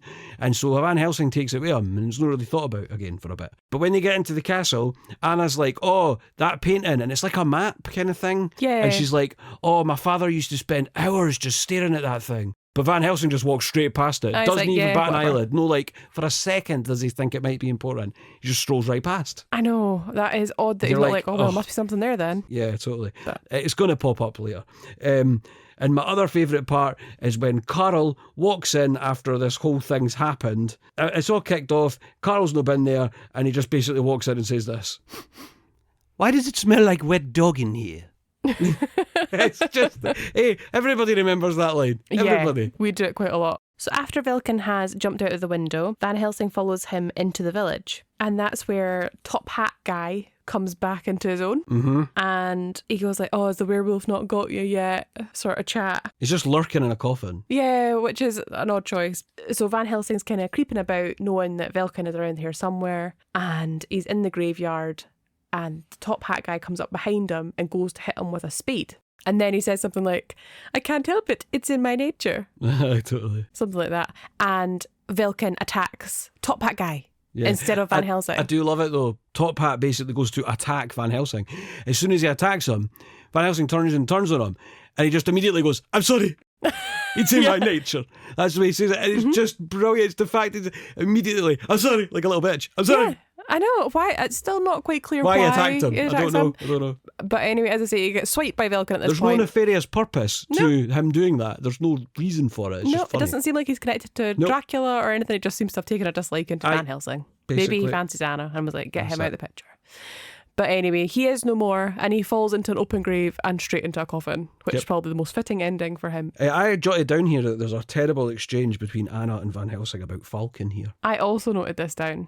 You can't help it, it's not his fault. There's something like that, and it's like, it's just so clumsily and lazily written where nobody's really thought about it. Yeah. It sucks. It's not a good argument either. Like, he doesn't mean it. And it's like, he's still killing people. Yeah, he's a friggin' werewolf. Oh, but it's not his fault. But it's the way she's like, but it's not his fault. And it's like, it just feels sloppy and like it's been thought about terribly, you know? Yeah, Anna's character is quite inconsistent and it does get a bit frustrating. So after Vilken kills Top Hat, Van Helsing gets that clean shot of him, and that's where Anna and him have this exchange about like, oh, I can't help it, like he's a werewolf. And this is where Anna also mentions that she has heard that Dracula supposedly has a cure. Van Helsing reluctantly agrees to help Anna try to have a look for this cure and save her brother, but I think he will only help her up to a point. So Vilken's trail leads them to Castle Frankenstein, where Dracula, Igor and the Dwergi, which are these little kind of creatures that sound exactly like Daleks from Doctor Who. They always freaked me out when I was younger. They've got these little, you don't really see much of them, it's not really referred to, and I don't remember if they're in any other canon at all. I don't remember them. If they are, please tell me, someone, because I don't remember. They're basically hideous wee things, and they work for Dracula, and they've strapped Velk into Dr. Frankenstein's machine and are trying to harness his life energy to animate the wee Dracula babies, which is the whole reason that Dracula wanted the monster. Lightning strikes and Velkin's life force flows into the baby vampires and they start to hatch, whilst Van Helsing and Anna are cutting about looking at them. Yes, that's right, because he's touching one of the gross little baby sacks. So the electricity from the lightning kind of flows through the sacks, and Van Helsing kind of buries into one of the sacks. And he says, "So this is what you get when vampires mate." He's saying that so that we know that's what this is, I think. Yeah, I think so. I think it's just to make sure we're all following. That's it. But so the babies start hatching, and Anna and Van Helsing are like, "Oh no, right in the middle of nightmare." Yeah. Van Helsing starts to shoot at them. Dracula gets really pissed and then starts attacking Van Helsing. Van Helsing stabs Dracula with a silver stake, but it doesn't work. Shocker. I know. It's revealed that Dracula and Van Helsing have a history. Yes, it is. Alira, Verona and the babies then fly to the village so that the brides can teach the babies how to feed. Yeah, at this point Dracula basically chucks one of his brides off the balcony. He's like off he you go. both them. He goes, right, off yous go then. He just chucks them off because he kens they can fly, but you know. Yeah, still pretty rude. Still pretty. I wouldn't be happy. I'd be like, hey. Let's not even get the fact that you've got more than one bride. Yeah, exactly. Aye. Bigamy. Yeah, it is bigamy. Bigamy. That's a really, really old Marx Brothers joke. It is. That's bigamy. That's bigamy too. Classic Groucho. While Van Helsing and Dracula are having that exchange about their past, Dracula has this excellent monologue about the heartbeat, and it goes. Is that here? Yeah, so he's basically going after Van Helsing and he's alluding to the fact that they know each other. And he does it through talking about his heartbeat. You can tell the character of a man by the sound of his heartbeat. Usually, when I approach, I can almost dance to the beat. Strange that yours is so steady. It's brilliant. I love it. It's cool. And it kind of gets across the fact that perhaps Van Helsing is something else, or just the fact that he's a cool customer and he's not actually that stressed about this situation because he feels like he's in control. I don't know. It could tell you various things. I quite like it. Yeah, I like it too. Yeah, and the other thing I'm hearing, like, do vampires lay eggs? Yeah. Or egg sacks? I feel like this movie does play quite fast and loose. How does that mechanically sort of work? Sorry, I'm gesturing towards my crotch because I'm like, how are the sacks coming out of that region? I do wish you would just stop pointing at your crotch. Or do you think they kind of just like lay them in bits and then they sort of mush them together with their spit or something? Oh, I don't know. This is getting worse. Yeah, sorry. I don't know. I honestly don't know. I can't fathom it out. But I do think this film does play quite fast and loose with the lore of vampires. So, for example, early on in the film, Dracula is set on fire, actually. Yeah. Which I thought famously was a way to get rid of a vampire. Not necessarily sure about that. Oh, really? Regardless, he does walk through fire, and it's kind of cool. He walks out through the fire, and that shot, I had it noted in my notes earlier, but we didn't actually get a chance to speak about it, but is that it's very Mummy-esque. It's very Stephen Sommers, that whole shot. It is. I've watched a lot of Buffy. I'm pretty sure that setting a vampire on fire is one way good. But the egg sacs are kind of look like they're full of snot. They're a bit gross. They are very... The babies are quite cute, though. The babies are quite cute. I thought they were cute as well. But I'm like, do the babies have human forms? Like, can they turn into little flying like into real little babies or what? You didn't really get to find out. Yeah, I don't know. No. And I remember the Gabriel. So Dracula constantly doesn't call Van Helsing Van Helsing. He refers to him as Gabriel, which is Van Helsing's name. Yeah. But he's always like Gabriel. And the whole movie, when I remember seeing it way back in 2004, I was like, this whole subplot's pissing me off. Just go and shut up and tell me what's going on. Yeah, I get that. We're supposed to be building suspense about the story, but I couldn't help but feel that I didn't care. Yeah, it was quite confusing. Right, and I think that's not really went away. Like, even now, when I watch it, I'm still like, I didn't really give a shit about this plot line. I do think it's a bit unnecessary. It's not my favourite part of the film, by any means. I think they could have done without it and maybe focused on other things instead of building this mad plot. You know, which we'll get to the culmination of later. Yeah. And when the babies start bursting, Van Helsing cracks out the mini hand chainsaws again. We didn't quite mention this earlier, but it's back in the scene at Notre Dame when he's fighting Mr Hyde. He's got these little hand, like they're little fit in his hand, but they're like little buzzsaw things. Yeah. Very steampunk. And he cracks them out here again. I love them. Yeah, they're very... I've never seen anything like them since or before. No. But yeah, but the little babies then head to the village and they're taking out people. They're causing chaos. And the vampires head with them. And out of nowhere, all the wee vampire babies start to explode. Yeah, they really burst quite grossly. Yeah. And then amongst this, Carl has saved a woman. He has. From the babies. Yes. From peril. It's not even mild peril. No, it was quite serious peril. And also, This is the only other thing I would say is if you lived in this village, why on earth would you step out your front door at night? I can. Ever. Just stay in all the time. All the time. Vampires need to be invited in. So I don't even know if that's an issue here because it never gets brought up. Well, they go firing through roofs and stuff. It's that thing, as you said, it's that whole bending monster lore. They do that considerably here. But anyway, it's class because Carol saves this woman. She's like, oh, well, how can I repay you? But you can't do that. You are a monk. Well, actually, I'm just a friar.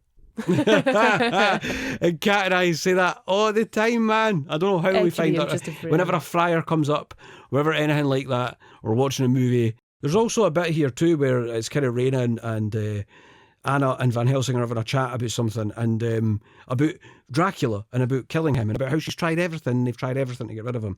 And all I could think about here was Jason X, because it's the similar chat they have in Jason X is that they actually freeze Jason Voorhees because they can't figure out how to kill him. Oh, wow. And so they're like, oh, we tried this and we tried that and all the rest of it. Goodness. And nothing's worked. Interesting. And that's what reminded me of. And yes, we will be covering Jason X. And yes, some of our friends have requested Jason X. So we will be going into that. But at this point, basically, Carl is in Anna's castle and he finds, I can't remember how, but he finds a painting. And the painting displays the poem, which is so prominent in the Monsterverse and the Universal Monster movies. And it says, even a man who's pure of heart and says his prayers by night can become a wolf when the wolfbane blooms and the autumn moon is bright, which is the poem from The Wolfman. There you go. And it's also in every version of The Wolfman, like, when I say that, sorry, the original Wolfman film, so all the sequels and stuff, it always comes up.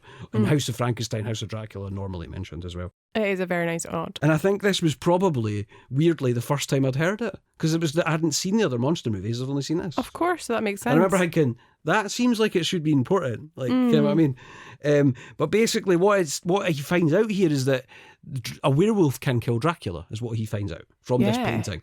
And it's really cool because the painting sort of starts to move. And it's animated really cool. I love the style. The style is nice and it's lasted well. Oh, is I. But I still didn't understand why the painting moves, though. No.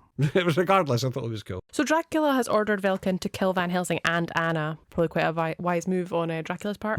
And Anna and Van Helsing escape from Castle Frankenstein, where it's all gone down, and they run towards the windmill, the burnt-out windmill at this point, and they fall into a subterranean cave and have a explore around. They're checking if they're all right, and then Van Helsing is talking about the monster, and he describes the monster in this fashion. Incredible detail, which there is no way he can tell all of that. But maybe it's because he's just that good. I'd say he's a size 17, about 360 pounds, 8.5 to 9 feet tall. He has a bad gimp in his right leg and 3 copper teeth. How do you know he has copper teeth? Because he's standing right behind you. Move! It's great. I know. It's really 3 copper teeth. You can't count his copper teeth with there.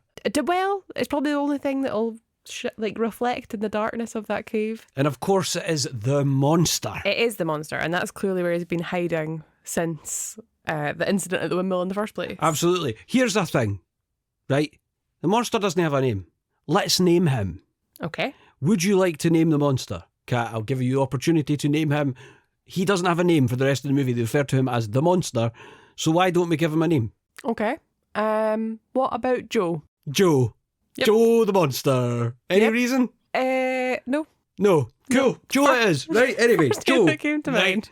So it is Joe, right, and he's there, and it's like... Joe! Sorry.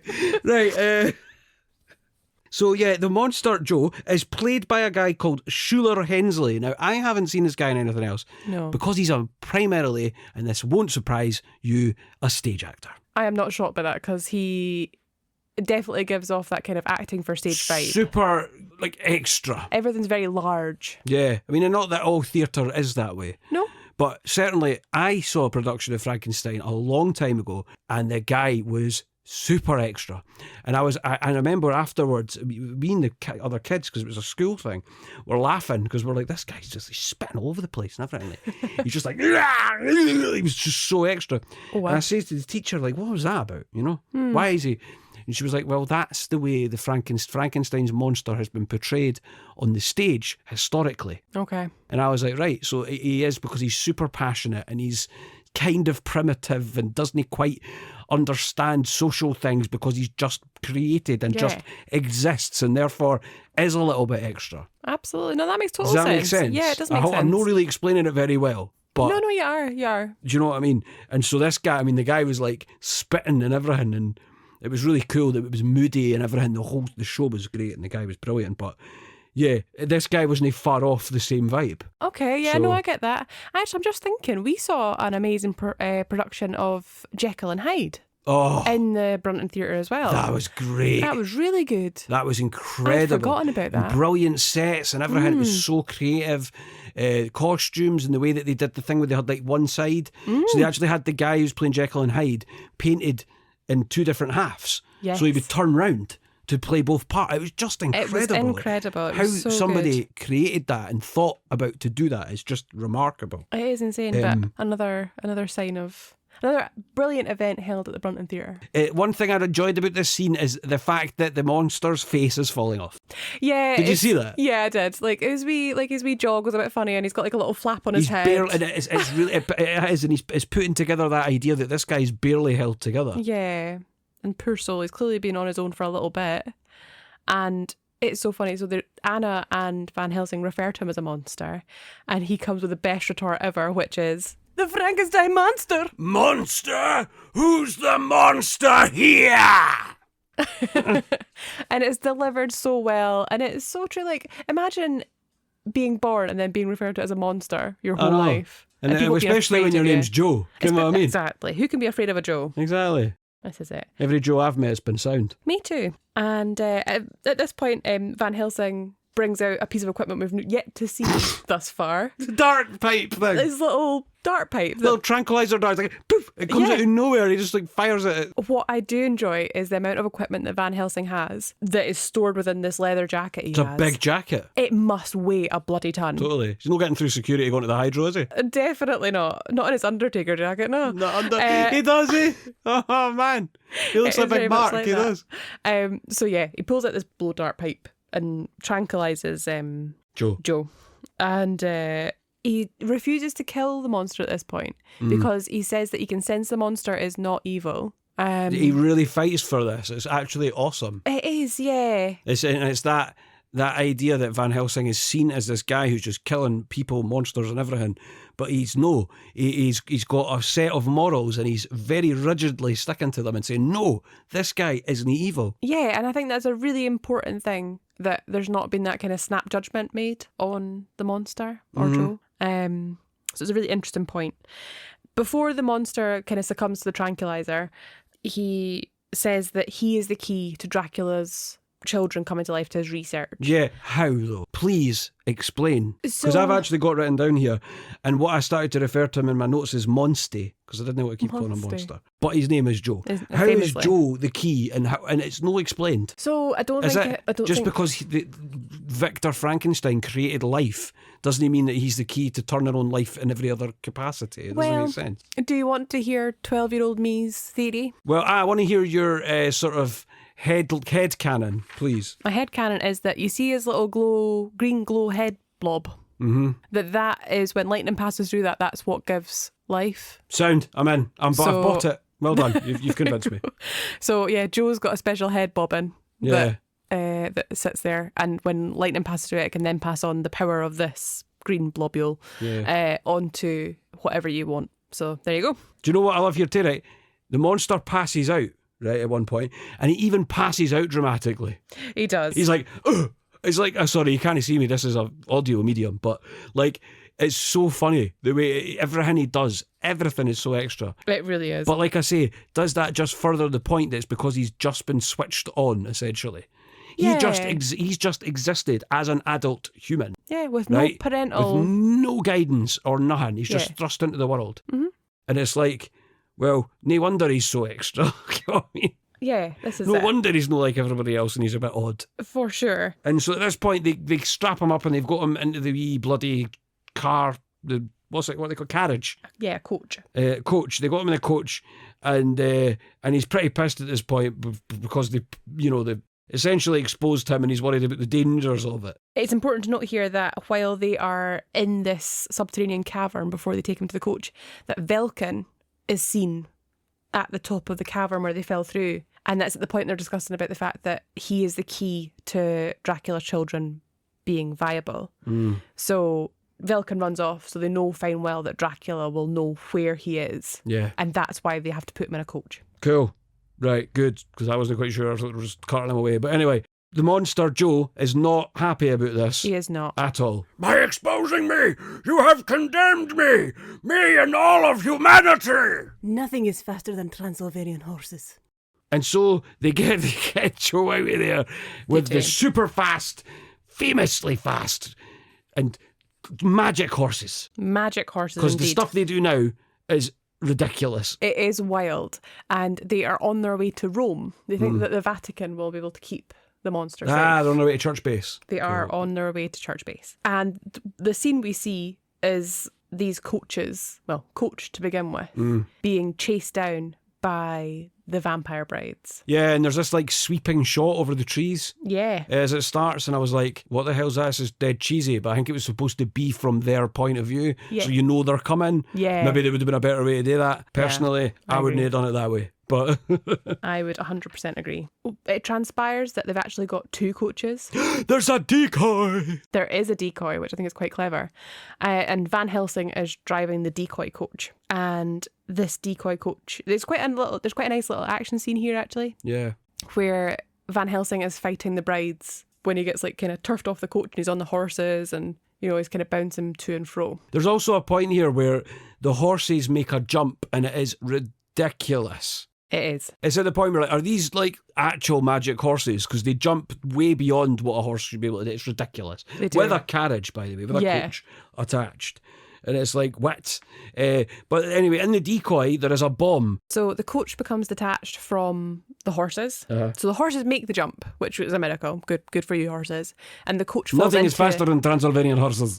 Exactly. But the coach falls into a ravine, which causes Verona and Alira to be quite distressed because they think that the monster, Joe, is in the carriage.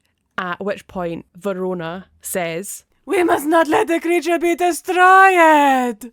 The emphasis on all those words is way off. I know, but but she does say, by the way, we're not just taking the mic, she does say destroy it. She does say destroy it. Yep. We tried to keep it as accurate as possible. Absolutely. And as the carriage hits the ground, the bomb explodes and it's full of stakes and holy water and all this sort of stuff. And Verona, unfortunately, bites the dust and literally R.I.P. turns to Verona. dust. When they go to the decoy, they realise at this point that obviously it's a fake. So Alira and Velkin, who is also there, go after the decoy.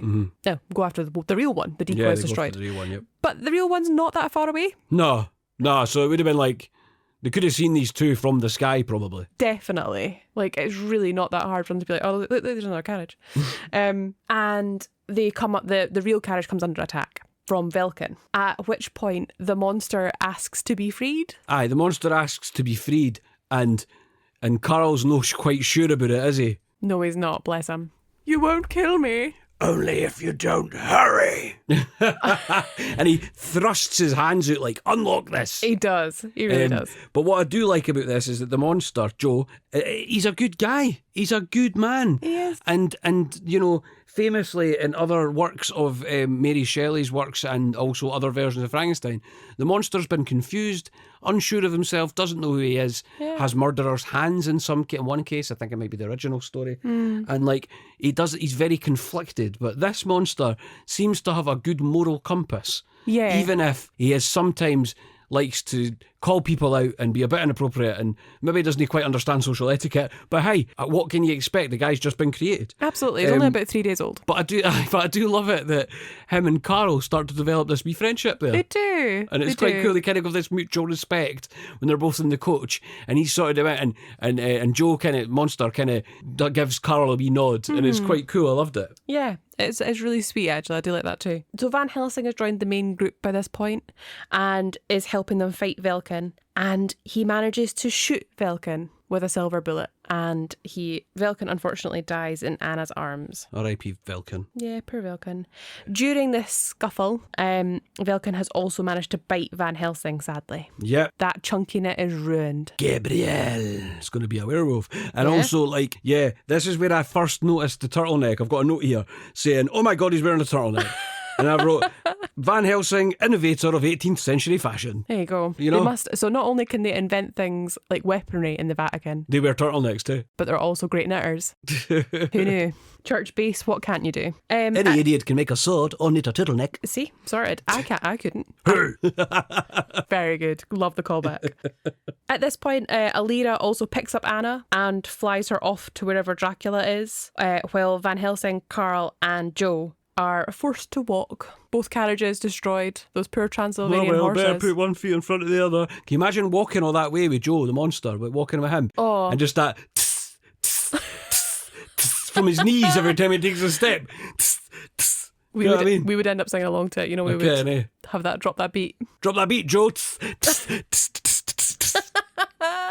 That'd be good. So there's a bit where they're under a bridge and Alira appears. By the way, just to state here, right, Alira, right, actress, has changed very drastically in the past 21 years. She really has. She was in Wonder Woman. Which I find absolutely shocking. She's in Wonder Woman and she plays the sort of mad scientist lady but it's got the mask because half her face has kind of like been damaged because of her experiments and stuff. Which is wild. She looks so different. She looks so different. So very different, yeah. And and I appreciate that 21 years is a lot of time. Having your face half porcelain really did make it hard to recognise her. Well, it does, but there's effects, when her face comes, when she takes it off and you see it in that. But this lady is an incredible actress. Sorry, I'm really sorry I've lost her name. Elena Anaya. She's awesome. Oh, honestly, because she plays those two characters so differently. And I think that's probably just with moving with the times, with the way that movies are. I feel like this movie in particular is very much of its time. It's the style of the kind of early It's 90s. the noughties style. This film is everything that the noughties encompassed. Much like when we spoke about Coyote Ugly, which was made 4 or 5 years prior. If you think about it, it's that whole sex selling thing. That's why we're getting all the Tiggle Bitty shots and all the rest of it, is because it's the noughties and sex sells, and that's what they were doing with this woman. Yes, I agree. And it's sold because it worked on me. It worked on 17-year-old you. Yes. But it's great to see things like Wonder Woman where she really gets to clearly flex that act. Oh man, she's cool as hell. She's evil. She's very sinister. Evil. Yeah, she's quite scary. Yeah. Well, she also has a huge part to play in this film, in this part, where the Van Helsing, Carl and Joe, or the monster, meet up with Alira again in Budapest. I don't know how they got the invite and how they knew that Dracula was in Budapest, but they're there. EasyJet across to Budapest. Yeah. Isn't it Budapest? Sorry, I think it is Budapest. Yeah. I'm just wondering, no one says that in the UK anyway. Yeah. Everybody says Budapest, but I believe it's pronounced that way in Turkey. Let's go for it. Let's say it properly. Cool. Budapest. She invites them to a Halloween masquerade ball, which is lovely. Every face a different shade. Masquerade. That's all I could think of at this point. Yeah. Absolutely. I think that's perfectly reasonable. Oh, just to interject here, I referred to the fact that Joe, the monster, doesn't have any people skills. Yeah. Well, there's a line here where that pretty much comes into focus because he sees that Gabriel, that Van Helsing, has been bitten, right? And he says, now you will become that which you have hunted so passionately. The sell on every line is so high. Aye, well, it's that thing, he does it, and he's so extra, so passionately, you know. Passionate. And it's like, but it's like, yeah, great, mate. You didn't have to state the obvious. We're aware. Yeah, absolutely. Like, I'm sure Van Helsing is acutely aware of the irony that he's going to become a werewolf. Mm-hmm. So at the masquerade ball, the deal is that they will trade the monster for Anna, which, fair enough, you know. He's quite... Imagine walking from Transylvania to Budapest. You probably would be ready to get rid of the monster. Oh yeah, especially while that's going on. Did you notice here that when they enter the masquerade ball, Carl is dressed in some sort of weird jester get-up? Yes, I did notice It's this. like this costume's it's a great costume, by the way. Mm-hmm. Where did they get it though? Yeah. Where did it come from? Absolutely unexplained. And the plan they've come up with is that they're going to tranquilise the monster and leave him in some sort of... It looked to me like a crypt. Mm-hmm. The notes here says it was a church, but to me it looked like a crypt. And that he's going to stay hidden while Van Helsing and Carl go to this ball. And he's like, oh, well, nobody can get him out unless he wakes the dead or something. He makes a reference to that. Yeah. And just as they're walking into the ball, you just see a hand creep out from one of the crypts. I loved it. It's so on the nose, horror-y, gothic-y. Yeah, I thought it was really good. However, there is no explanation around it. Nope, we have no idea. We have no idea why the dead vampires? decide to help. Yeah, no clue. But yeah, the masquerade ball itself, by the way, is brilliant, man. It is absolutely stunning. Again, when you're talking about costumes and set design here, it's phenomenal. There's no the like it, really. Yeah. Even at the time.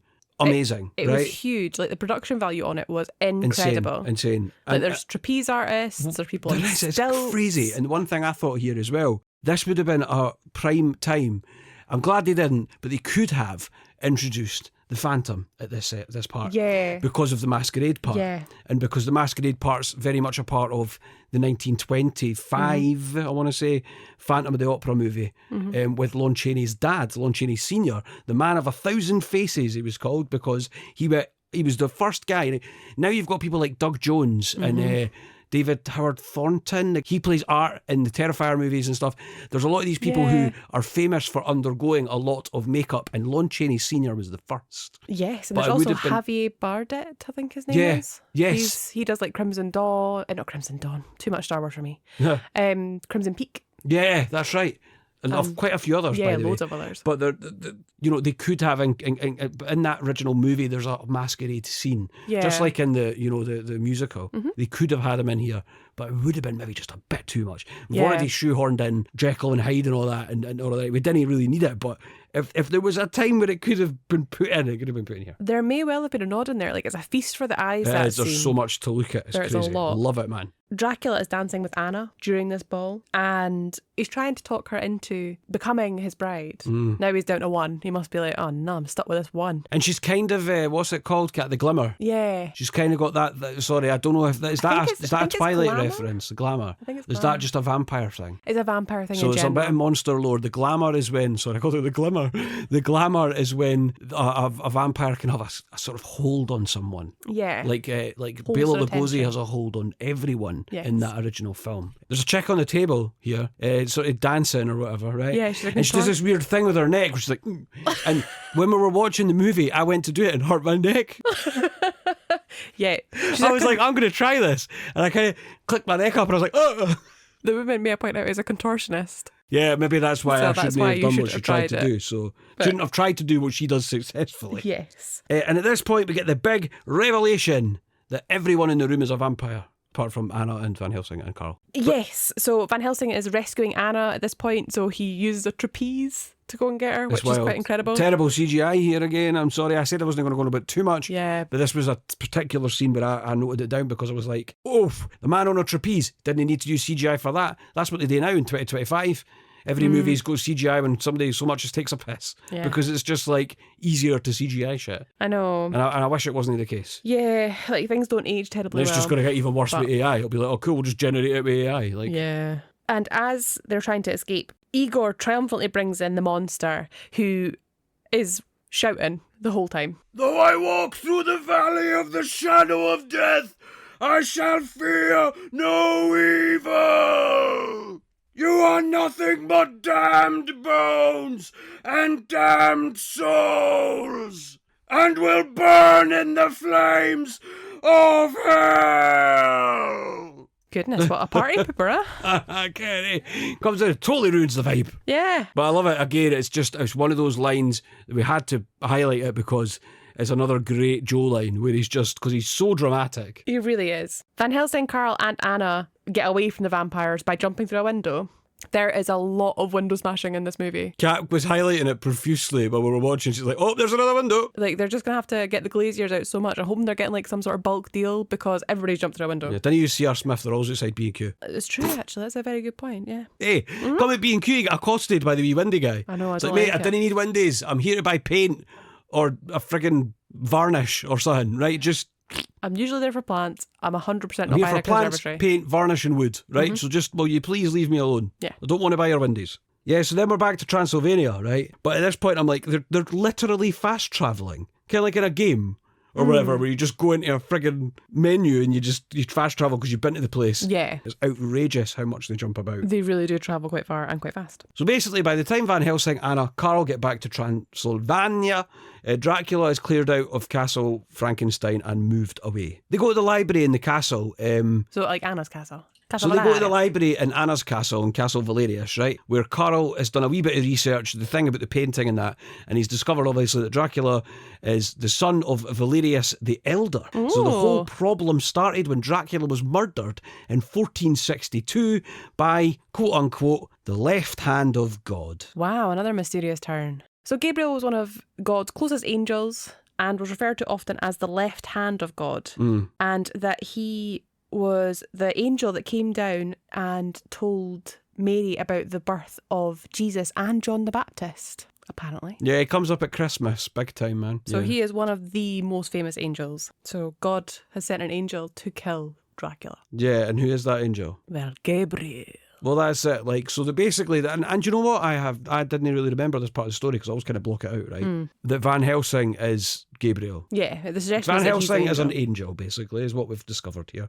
Basically. But it's never really fully elaborated on. Seems a bit stupid to me. Yeah, Could have been left out. I think they should have just left I don't dislike the idea of having some sort of angelic friggin' like slayer of monsters. Yeah. But to tie it in to Van Helsing, just to me, I just felt like it was pointless. I actually noted here, right, but at this point, without Carl, Van Helsing and Anna would be clueless. Oh, yeah. So when Dracula died, right, he made a covenant with the devil and was given a new life that could only be sustained by drinking blood.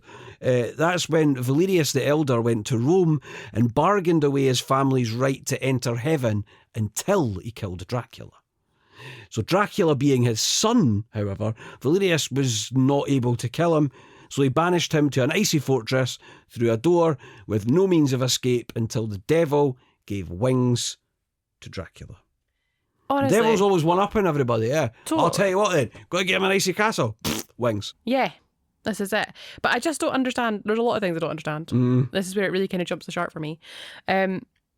Valerius is like, I'm going to make a pact with church that says that, like, basically my whole family's damned if we don't kill him. Oh, but I can't do it. Aye. Didn't he ask me to do it? And then he's essentially damning himself. Yeah, 100%. Like, it seems like a pretty impossible task. So, a bit of a wild thing to say. And how he banished him to an icy fortress, I'll never know. But Probably maybe through a painting. sure, let's go and do it right now. Like, nah, like... He's got a couple of bits of news, a bit of salt, a bit of chilli powder. Yeah. A bit of hair of the dog, literally. So Anna reveals that her father spent hours staring at a particular picture. Now, this isn't the first time Anna has referred to this, by the way.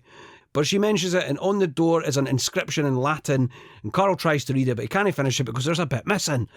But remember, earlier on, that wee man for new tricks gave Van Helsing a bit of a scroll, and it's the rest of the picture. Oh my God! Wow. Amazing. Van Helsing remembers the scrap, and then he basically puts it into the wee picture, right? It fits, and they read the inscription aloud, and the picture changes into a mirror, which then allows them to walk through into the snowy fortress where Dracula's actual pure ice castle lives. Wow. Aye, mental. Crazy. I have a problem with this. So Carl is reading the inscription in Latin and then can only read up to a certain point because it's ripped. Fair enough. Van Helsing then puts the missing piece on and is able to see the full inscription and reads it in English. And that seems to be the magic Well, to read it in words. English. Yeah. It was like speak, friend, and enter. Basically, yeah. But why on earth would it be Actually, English? that makes no sense because in Moria, speak, friend, and enter is in Elvish, and then friend, melon is in Elvish also. So the whole thing's in Elvish. Whereas in this case, it kind of seems a bit a hodgepodge. Yeah, maybe it's one of these things that any language, those words would have worked, but it just feels a bit... Ugh. Yeah. So they enter a long hallway, and the ceiling and the walls are lined with like pods containing these vampire offspring. And Carl's basically saying at this point, do we have a plan? Because I think we should really have them when we go into this thing. Do we have a plan? It doesn't have to be Wellingtons at Waterloo, but some sort of plan would be nice. I love it. Like, honestly, I feel like me and Carl are the same person. I love it though. It's his wee reference to Waterloo as well. Yeah. What year was that? I have no idea. My history is rubbish. I know, I was have just no clue. wondering, but it's funny, man. It cracks me up. I love it. It could well have been contemporary for all I know. They then see that the Frankenstein monster is right encased in a block of ice with only his head sticking out. It's so odd. It's honestly so odd. I've just written down, why is he an ice cube? Like, Yeah, I was like, how did they get the monster into a block of ice, man? Like, what is going on? yeah. The monster sees Van Helsing and tells him that Dracula does have a cure for quote-unquote werewolfism, lycanthropy. Yeah. And Van Helsing wonders why Dracula would have an antidote in the first place. Carl remembers seeing another painting that showed a werewolf killing a vampire, and that's the one I referred to earlier. Only a werewolf can kill Dracula, and Van Helsing is scheduled to turn into one tonight at the stroke of midnight because the moon's about to come out. Wow. I know. What are the chances? So the plan is to let Van Helsing transform and then kill Dracula, and then Anna and Carl can inject him with the antidote at the last minute. Absolutely foolproof. But the best part is that when Frankenstein refers to this cure, he kind of goes, "Go!" and then he goes, "Ooh!" He just kind of tilts his head back, so dramatically, but in his block of ice, just his head sticking in a block of ice. Go! Ooh. It is just weird. I love it. I absolutely love it. While Van Helsing goes in search of Dracula, Anna and Carl force Igor to lead them to the antidote. And Igor shows them a syringe stored in a jar of viscous liquid, which is very odd. Yeah. Very strange.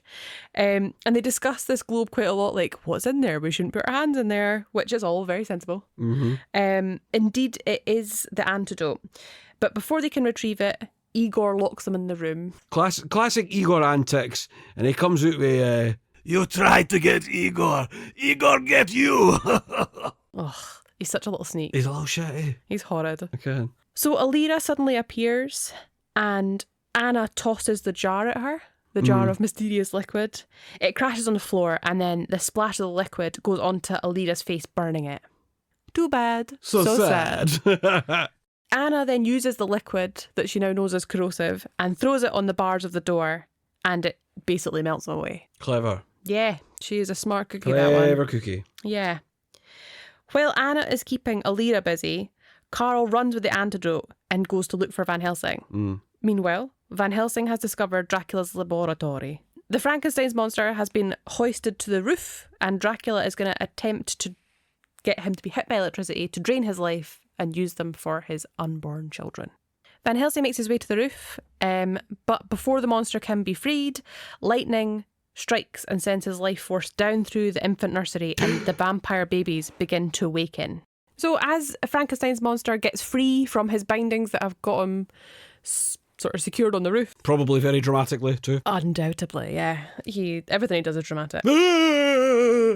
Dracula looks up and sees that Van Helsing is helping him get free and is peeved. He's really peeved. So he turns into his true form.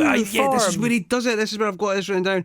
He finally go full Dracula mode. He really does. So it's alluded to in the first scenes of the film where you see his shadow change, but you've not actually seen it up to this point. So as Joe, the monster, has got free from his last binding, he is struck by a second bolt of lightning that does bring Dracula's young to life. It's terrible. So you see them starting to come out of those horrible, gross mucus sacs, is the way I would describe them. Snot sacks. But this bolt also sends him flying over the edge of the tower of what kind of looks quite like Barad-dûr. Yeah, so Frankenstein not only falls, but he falls for like friggin' 3 to 5 business days. He really does. He's just falling and he grabs onto another cable or rope and he swings and he's just like Tarzan, man. Yeah.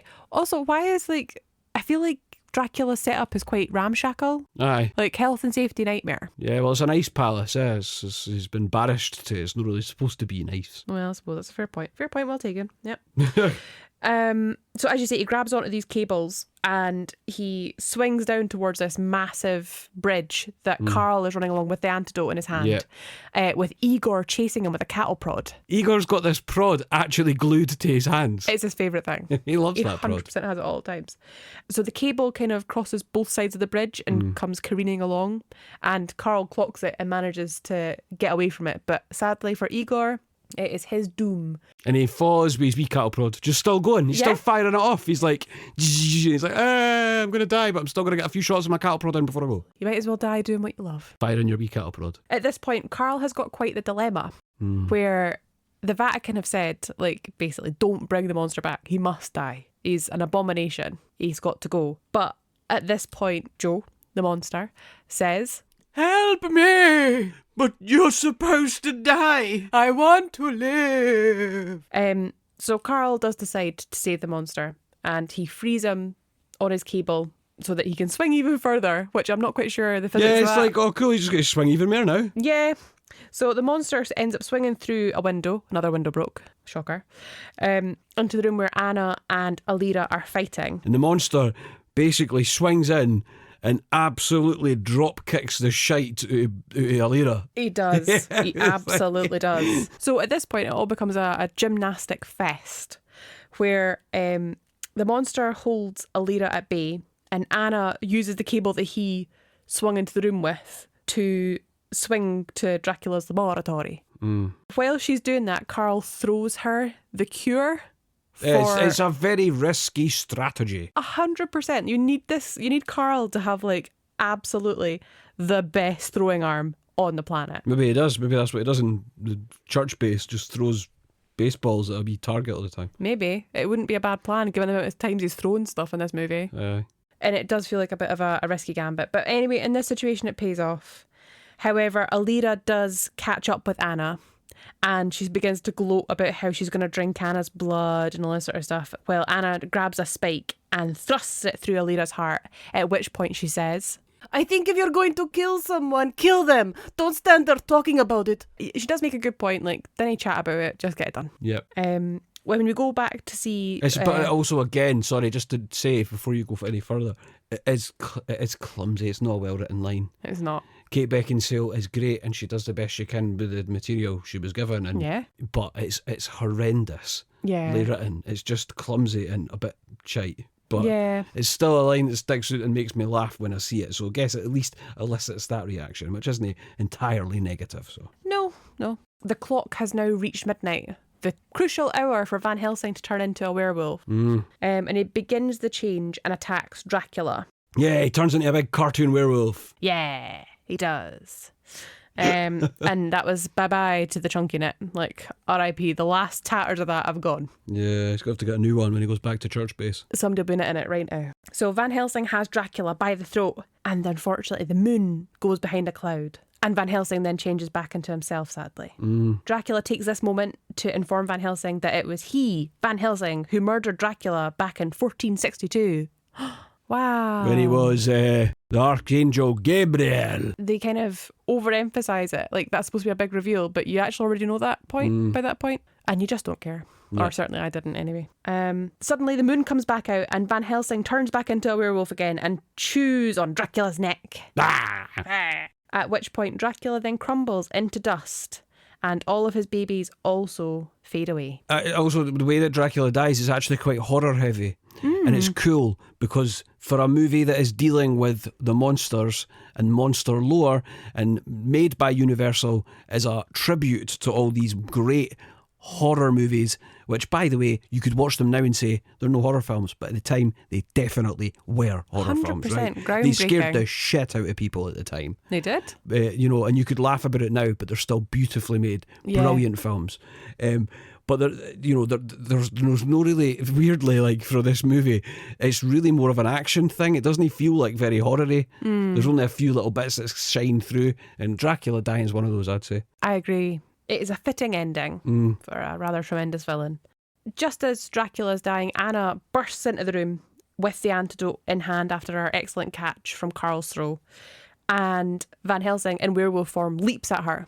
Carl also arrives at this point and has got his silver stake ready to kill Van Helsing, but it transpires that Anna was successful in delivering her antidote, and she unfortunately died when Van Helsing leapt her. And as Van Helsing is returning to himself, he is holding her body, and it's really quite sad, actually. Super sad, and it's the fact that he's done it, and he's just that everybody thinks he's a monster and kills all these people and that, and he always try to do at all times is the right thing. Yeah, and it's absolutely. quite sad. It is. It's a bit of a bittersweet ending. And Van Helsing and Carl hold a cremation for Anna because she was obviously the last of the Valerius family, and they hold her cremation at sea. And what we see at the end there is also that the monster is on a raft sailing away. So he's the getting monster.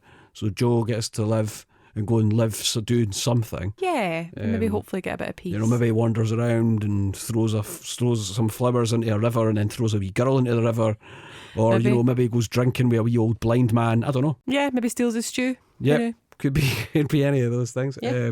Anna dying was something I'd forgotten about again. And it's really sad.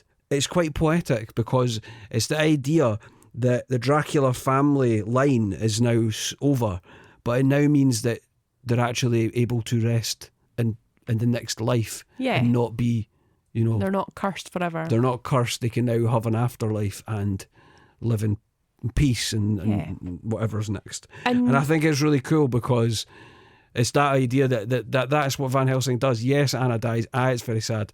But at the same time, he's ended this curse in the process. Yeah, it's kind of too bad, so sad. Too bad, so sad.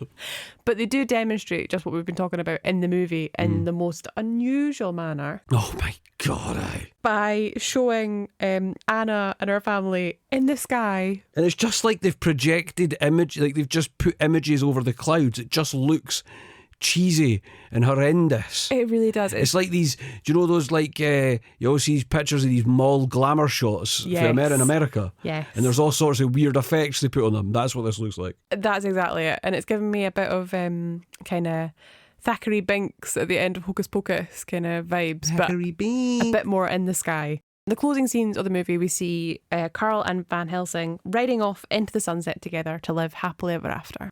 And that's it. Yes. Yeah, Alan Silvestri comes back in again as the flaming hero. guitar. So, Mikey, what did you think of Van Helsing with fresh eyes? Do you know what, right? I can see when I'm looking at this movie, I love this film, right? For reasons mentioned at the start. I told you guys the story as to how it came about, that my love affair with the monsters began to the point, you're like, our hallway just out there is a gallery of old monster movie posters. Like, that's how obsessed I was with these. I collected these posters and a long time ago, you know, for ages. I love these movies so the hard. artwork on them is beautiful. Yeah, I know. They just didn't make posters like that now. It's Did you just not? never as quite as charming, I guess. I feel like I owe a lot to it for that reason. So I will always love it for that, and will always stick up for it for that. But it is super camp, but it's fun, and I can see why it's a firm favourite for loads of people. Yeah. Including its iconic soundtrack, by the way, right? Its story's a bit iffy. Okay. And a lot of it is the lore bending stuff that we mentioned. The story is, I don't appreciate the whole storyline with his past and all that. It doesn't need to be there. We could have cut it and could have fleshed out. If we'd have cut that, we could have fleshed out a lot of the other parts and people. So we don't flesh out characters enough in this film, right? At all, I agree. think. The only characters that feel remotely fleshed out to me, really, are Carl, because we get to see his personality. We get to see who he is a little bit. And the monster as well. Because Yeah. the monster's really a central focus. Joe is a focus, He right? is. I feel that those two characters are more explored than the rest, and the rest don't really get that much depth. I would agree. Depth isn't a word I'd associate with this movie in No. particular. It's an action-packed, literal monster mash. It right? is. And it's completely over the top, but it's fun. Yeah. Do you know what I mean? I think it's funny. I did a bit of Googling. Again, I do this because I like to see what other people think. Generally, the consensus was a lot of people like it for the reasons I've just mentioned. Also, apparently, it's got quite a following with fans of the Castlevania and Bloodborne games. Oh, video games. Interesting. Because the Bloodborne vibe is very similar. Okay, I the can get that. character in Bloodborne, I believe, is very similar to Van Helsing. So I think a lot of people like it for that, and it's got a bit of crossover there, sort of. I've already mentioned what I didn't like about it, and I've mentioned at length the CGI and stuff as well. And, you know, when I went online, certainly other people had said the CGI sucks, even for the time. So, like I said, I would joke to you about looking like a cartoon werewolf. It does look like a cartoon werewolf. Yeah. It looks like a computer animated sort of film. It doesn't look like a CGI or computer effect, you know. It doesn't look like it's supposed to be real to me. And again, people mentioned there's no very much character development or depth, which again I've just said. And it's over-reliance on over-the-top cheesy stuff, which is also true. I enjoyed it for its nods to the sort of original monster crossover movies to bring it to a new audience. And that's what it did, because it brought it to me, so, and many others probably. Definitely. That's what I think. I think that's all fairly reasonable comments. And yeah, I agree with all of them, actually. I've got a real soft spot for this movie. Yeah. I can see why people wouldn't like it. Yeah. And especially, I think I would feel differently if it's that nostalgia factor that we always talk about. That I was 12 when I saw it. We also owned the PS2 game. Fancy that. It's really Have you got good. it still? Because we've got the PS2 set up upstairs. I'm not sure. I would need to check. But it's hard. It's a really hard one. And I think I enjoyed this film because it very much had some Indiana Jones vibes to it as well. Yeah, it's a proper adventure story. Yeah, and I like those. And I like the fact that it had the kind of horror twist on it. It was everything I was all about when I was 12. Yeah. I'm still am now to a certain extent. But like the travel element, like with the little map and you see them travelling on it, despite the speed and the issues we have around travel, time. Yeah. They do have that kind of Indiana Jones flex on it. And the soundtrack has kind of Indiana Jones moments as well. I still really enjoy it. It is a bit of a guilty pleasure now, and I think if I watched it now, I probably, like, if I watched it fresh, having never seen it before, it is sometimes a bit of a mess. Yeah. But I still love it, and I would watch it again gladly. So, Kat, here it goes. It's the bit I love the most, my favourite bit. Let's do the trivia. Don't know what that was, sorry. You asked, and like, just eat, I will deliver. Didn't need it. We've got chilli in the slow cooker. I know, dinner's ready. Can smell it in here. So you know how we've talked a lot about the set design Yes. on this movie? The place where Van Helsing and Anna's fight with Dracula's three brides is the same place where Frankenstein 1931, Dracula 1931, and The Wolfman 1941 were filmed. The set is called The Court of Miracles, and it's part of the studio tour at Universal Studios Hollywood. No way. I thought you were going to say Universal Studios Orlando there, and I was going No, I'm to shit my afraid not. pants because I was like, we were just there. How did I not know that? But it's one of the only reasons now I want to go to Universal Studios Hollywood. Our next piece of trivia is that during filming, Hugh Jackman accidentally broke an extra's hand. No way. Yeah. Aw. Poor extra, I know. There you go. Now you've got Aragorn's toe and Hugh Jackman broke somebody else's hand. Stephen Sommers, the director, wanted Kate Beckinsale for the role of Anna, but he was worried it would be too similar in tone to the film Underworld. When she plays Celine, who is a very, well, not really. Celine's a vampire for a start. Sleeker and sort of the leather and all that, and she's got guns. Yeah, it's a bit more edgy. I can see why, though. There's definite similarities. So Yeah, so at the time they were preparing the cast for Van Helsing, she was shooting Underworld at the time, so he didn't ask her. Eventually, Kate Beckinsale's agent got in touch with Sommers, though, to send her the script, and apparently she immediately signed on when she'd seen the script. So she really wanted to do it. I like Kate Beckinsale, man. When she was interviewed about this film, she said she absolutely hated the corset that she had to wear for most of the shooting. When the film finally wrapped, she wanted to burn it all. No wonder, man. Corsets do not look comfortable. They do not. I've never worn at all. one personally. So Richard Roxburgh plays Dracula, and Sylvia Coloca plays Verona, one of Dracula's brides. Yeah. In real life, Roxburgh and Coloca are married to one another, and they met during the filming of this movie and got married the following year. That's class. Very nice. Oh, nice one. Her heart could not take the sorrow. He clearly liked that accent as well, isn't it? So there we go. One of the last shots in which Van Helsing transforms back into a human from a werewolf was originally set to be a nude scene for Hugh Jackman. However, Stephen Sommers felt that it would be too distracting for the viewers and disrupt the emotion of Anna's death from the scene. It's too sexy. We can't have sexy Jackman when he's supposed to be mourning the loss of this missus with his sexy wee bum out. Exactly. I 100% agree that it would have been just way distracting. They did shoot the nude scene. It is used in the film. However, they did CGI a loincloth To make him sort of like Tarzan. Yeah, to cover his rear. Yeah, I did see the little cloth, right enough. So when Anna is about to kill Alira, Alira makes a short speech about how she's going to kill her. And that is really reminiscent of a line in The Good, the Bad and the Ugly. I don't think I've seen that, that's terrible, eh? I think I've seen it many moons ago. I really fancy watching it again. So in The Good, the Bad and the Ugly, he is in the bathtub listening to a cowboy who's making a speech before trying to kill Wallish is his name. And Wallish says, when you want to shoot, shoot, don't talk. In the script, after being killed by Velkin, the grey werewolf at the beginning was shown to turn into an old man in human form. And they think that there's some link between the fur colour of the werewolf and how young they are. So and their hair as a human. Yeah, because Van Helsing's hair is like long and dark, and then when he turns into a werewolf, he's like a really dark werewolf. And that's the end of the trivia section. Cool, excellent. Should we sort out this dog? Probably. Because he's barking. Sorry about that. He is a naughty pup. By the way, just to state, there's no Wilhelm scream in this film either. No, I didn't hear one. Just to remind everybody, the Wilhelm scream is this. And we've been watching out for it, but there isn't a bit one. I find it hard to believe there's not one in this film. I know, we haven't had one. We've watched 5 movies now. Yeah, I think there must be one in this one. We've just missed it. Favourite line, Kat, is probably the Dracula monologue with the heartbeat. I do like that one. Which is this one. You can tell the character of a man by the sound of his heartbeat. Usually, when I approach, I can almost dance to the beat. Strange that yours is so steady.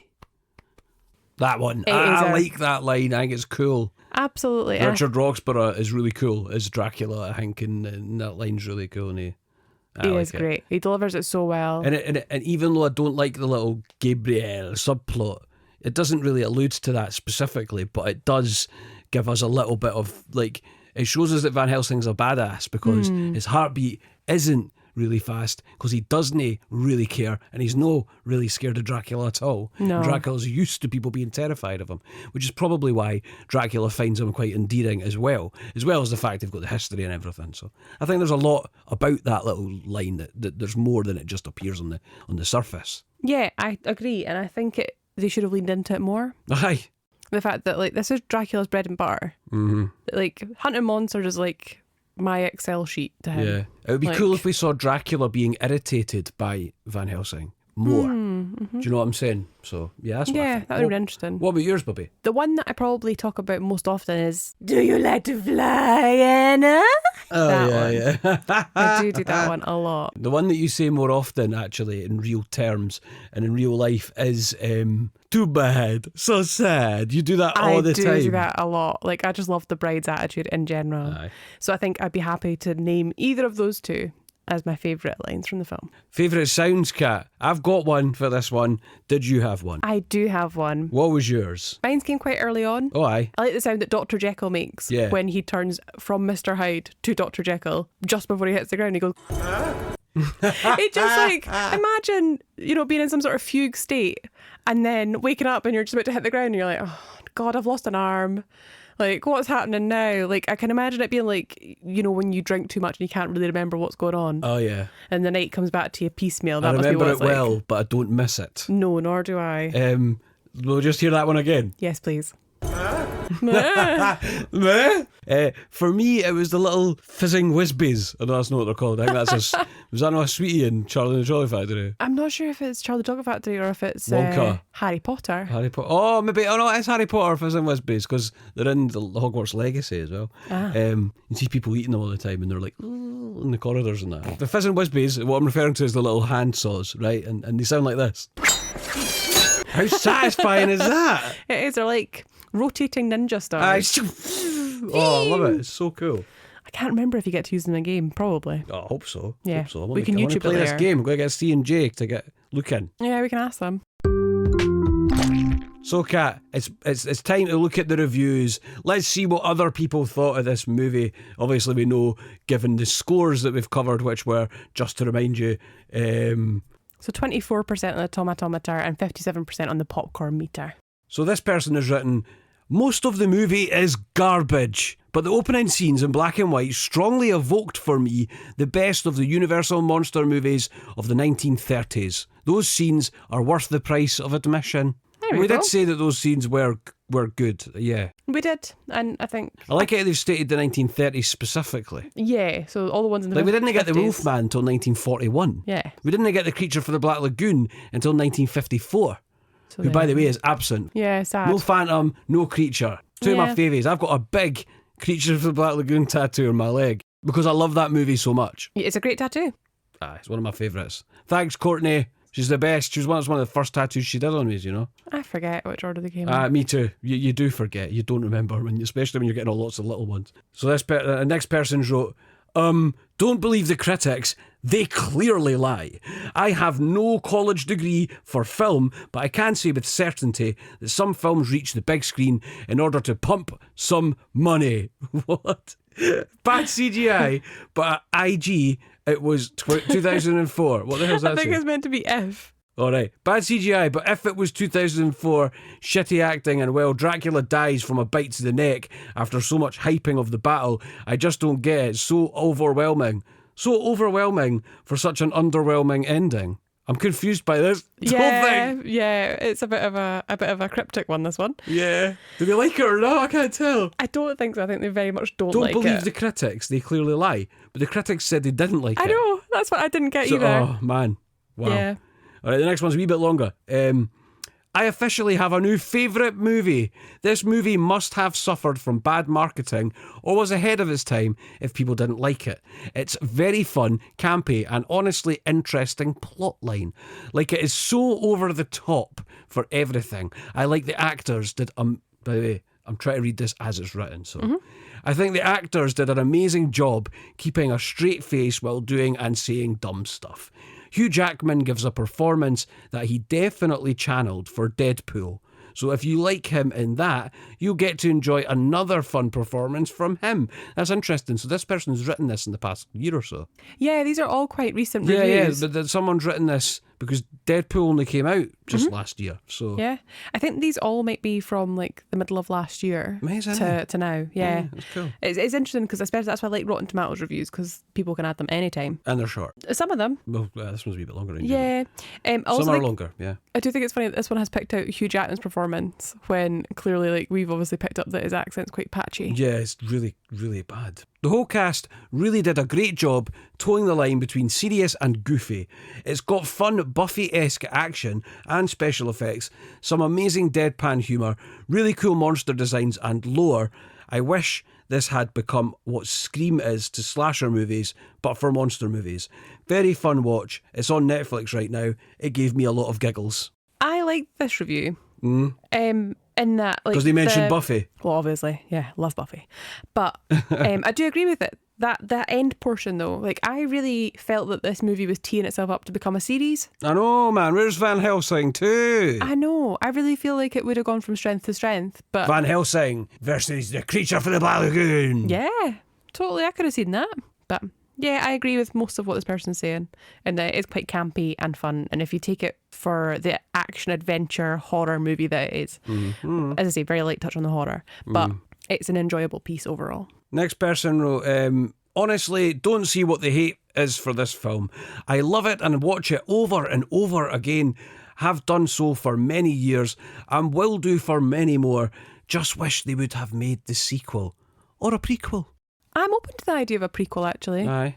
I think a TV series might lend itself quite well to this. I think Hugh Jackman's got to do it now. No, but then if they do a prequel, they could cast somebody else. Yeah. Somebody younger. Shia LaBeouf. Oh, maybe not him. He gets into fights with people in Edinburgh. So. He does. He just try and have a square go in Edinburgh, which is not advisable. Bad idea. Yep. Down To it be also. honest, but maybe a bit more forgiving here. If you date in Glasgow, you're dead. Aye. No chance. No, this next one's great. The best action/terror movie in the world, 11/10. I know, I like this one. It's punchy. Action/terror movie? What's a terror movie? I have no idea what a terror movie is, but I feel like this isn't horror-y enough to be horror, so maybe it's terror. It's not terror. I'm no terrified watching it. Okay, fair enough. Maybe terrified by Hugh Jackman's accent. That's about it. You're terrified when that chunky neck got ripped. The last one. I don't get the hate for this movie. Wait, it's a question mark, so hold on. I don't get the hate for this movie. I can't stop watching it, honestly.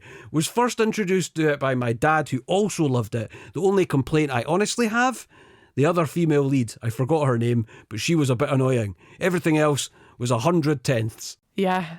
100 out of 10. That is a lot. This person really pinned their colour to the mast. Also, the other female lead, are they referring to Kate Beckinsale? No, I think they're referring to Alira. Right.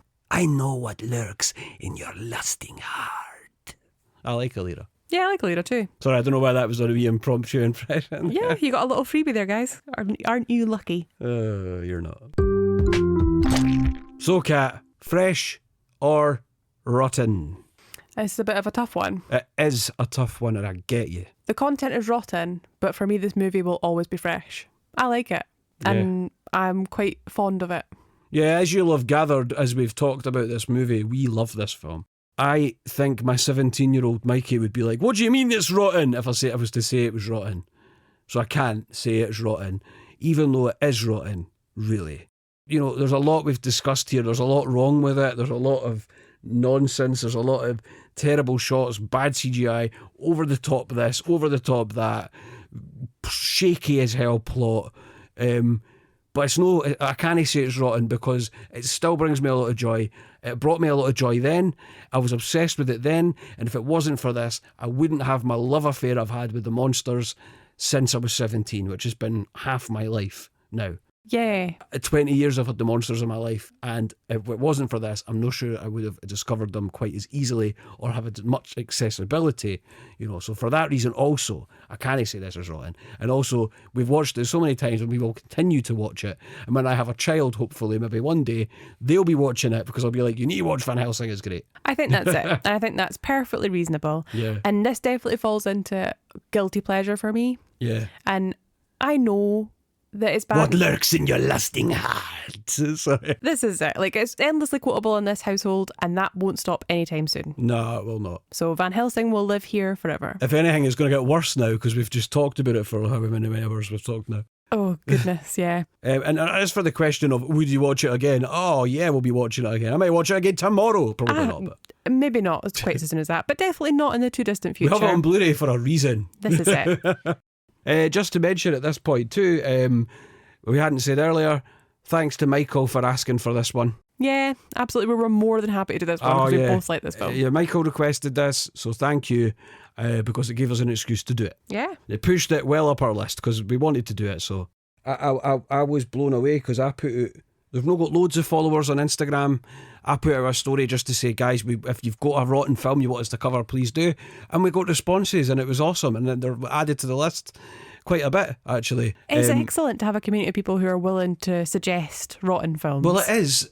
To have that engagement this early on, that was class. So I'm really happy about that. Thank you so much. We really appreciate it. So, I mentioned doing a Disney film next time. You did. Well, I've actually picked a Disney film and I've got a reason for it. So the reason, the film I have picked might not be the biggest one on some people's list, but it's definitely become a bit of a cult classic. And the movie is a Goofy movie. Why did you pick that one? Well, I picked it because, firstly, we watched it not that long ago and I remember really enjoying it. And then afterwards finding out it was rotten. And I was like, that's a shame, it shouldn't be rotten. So this gives me a chance to talk about this, actually.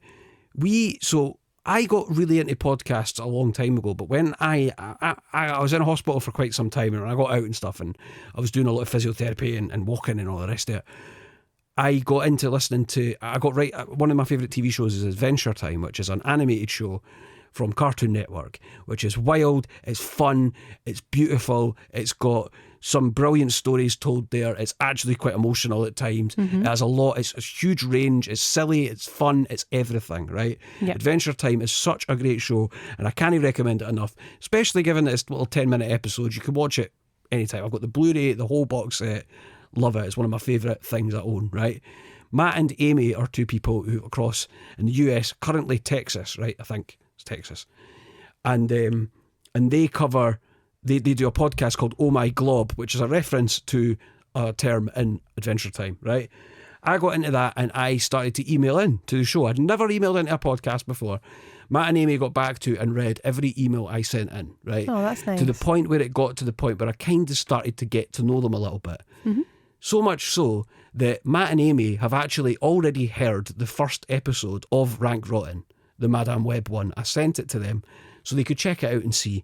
I wanted some feedback from experienced podcasters. They've been doing it now for years, like literally. Like they had a kid write into their podcast to say, I started listening to your podcast when I was a junior at high school and now I'm graduating college. Like, that's crazy. You know, and it's quite an emotional thing because Adventure Time can bring out the emotion quite frequently with the way things it deals with and the depth of character. It's just a phenomenal show on every level. Yeah. And people around the world love it. It's become a bit of a cult thing. And so Matt and Amy have this little, you know, community that they've built. And it's amazing. And it's nice to be part of that. But to have Matt and Amy actually offer help is phenomenal. Yeah, thank you so much, guys. Really appreciate it. We're really lucky to have that. Definitely.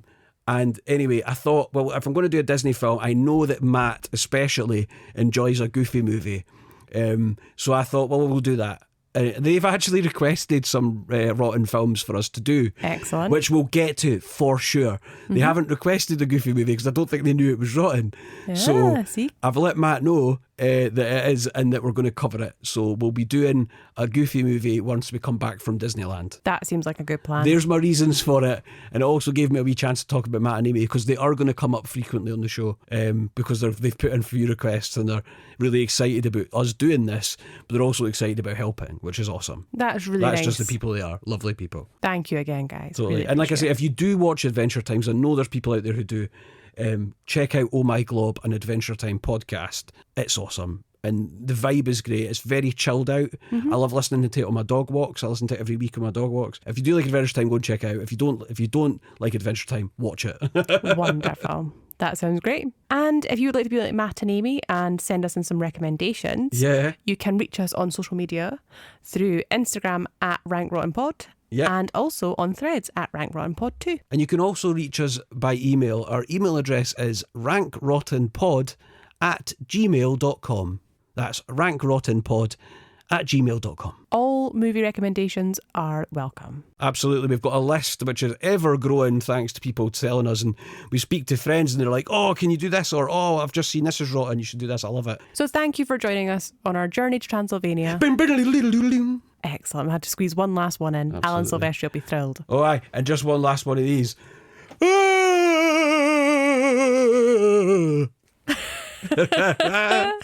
Tatty bye, guys. Bye.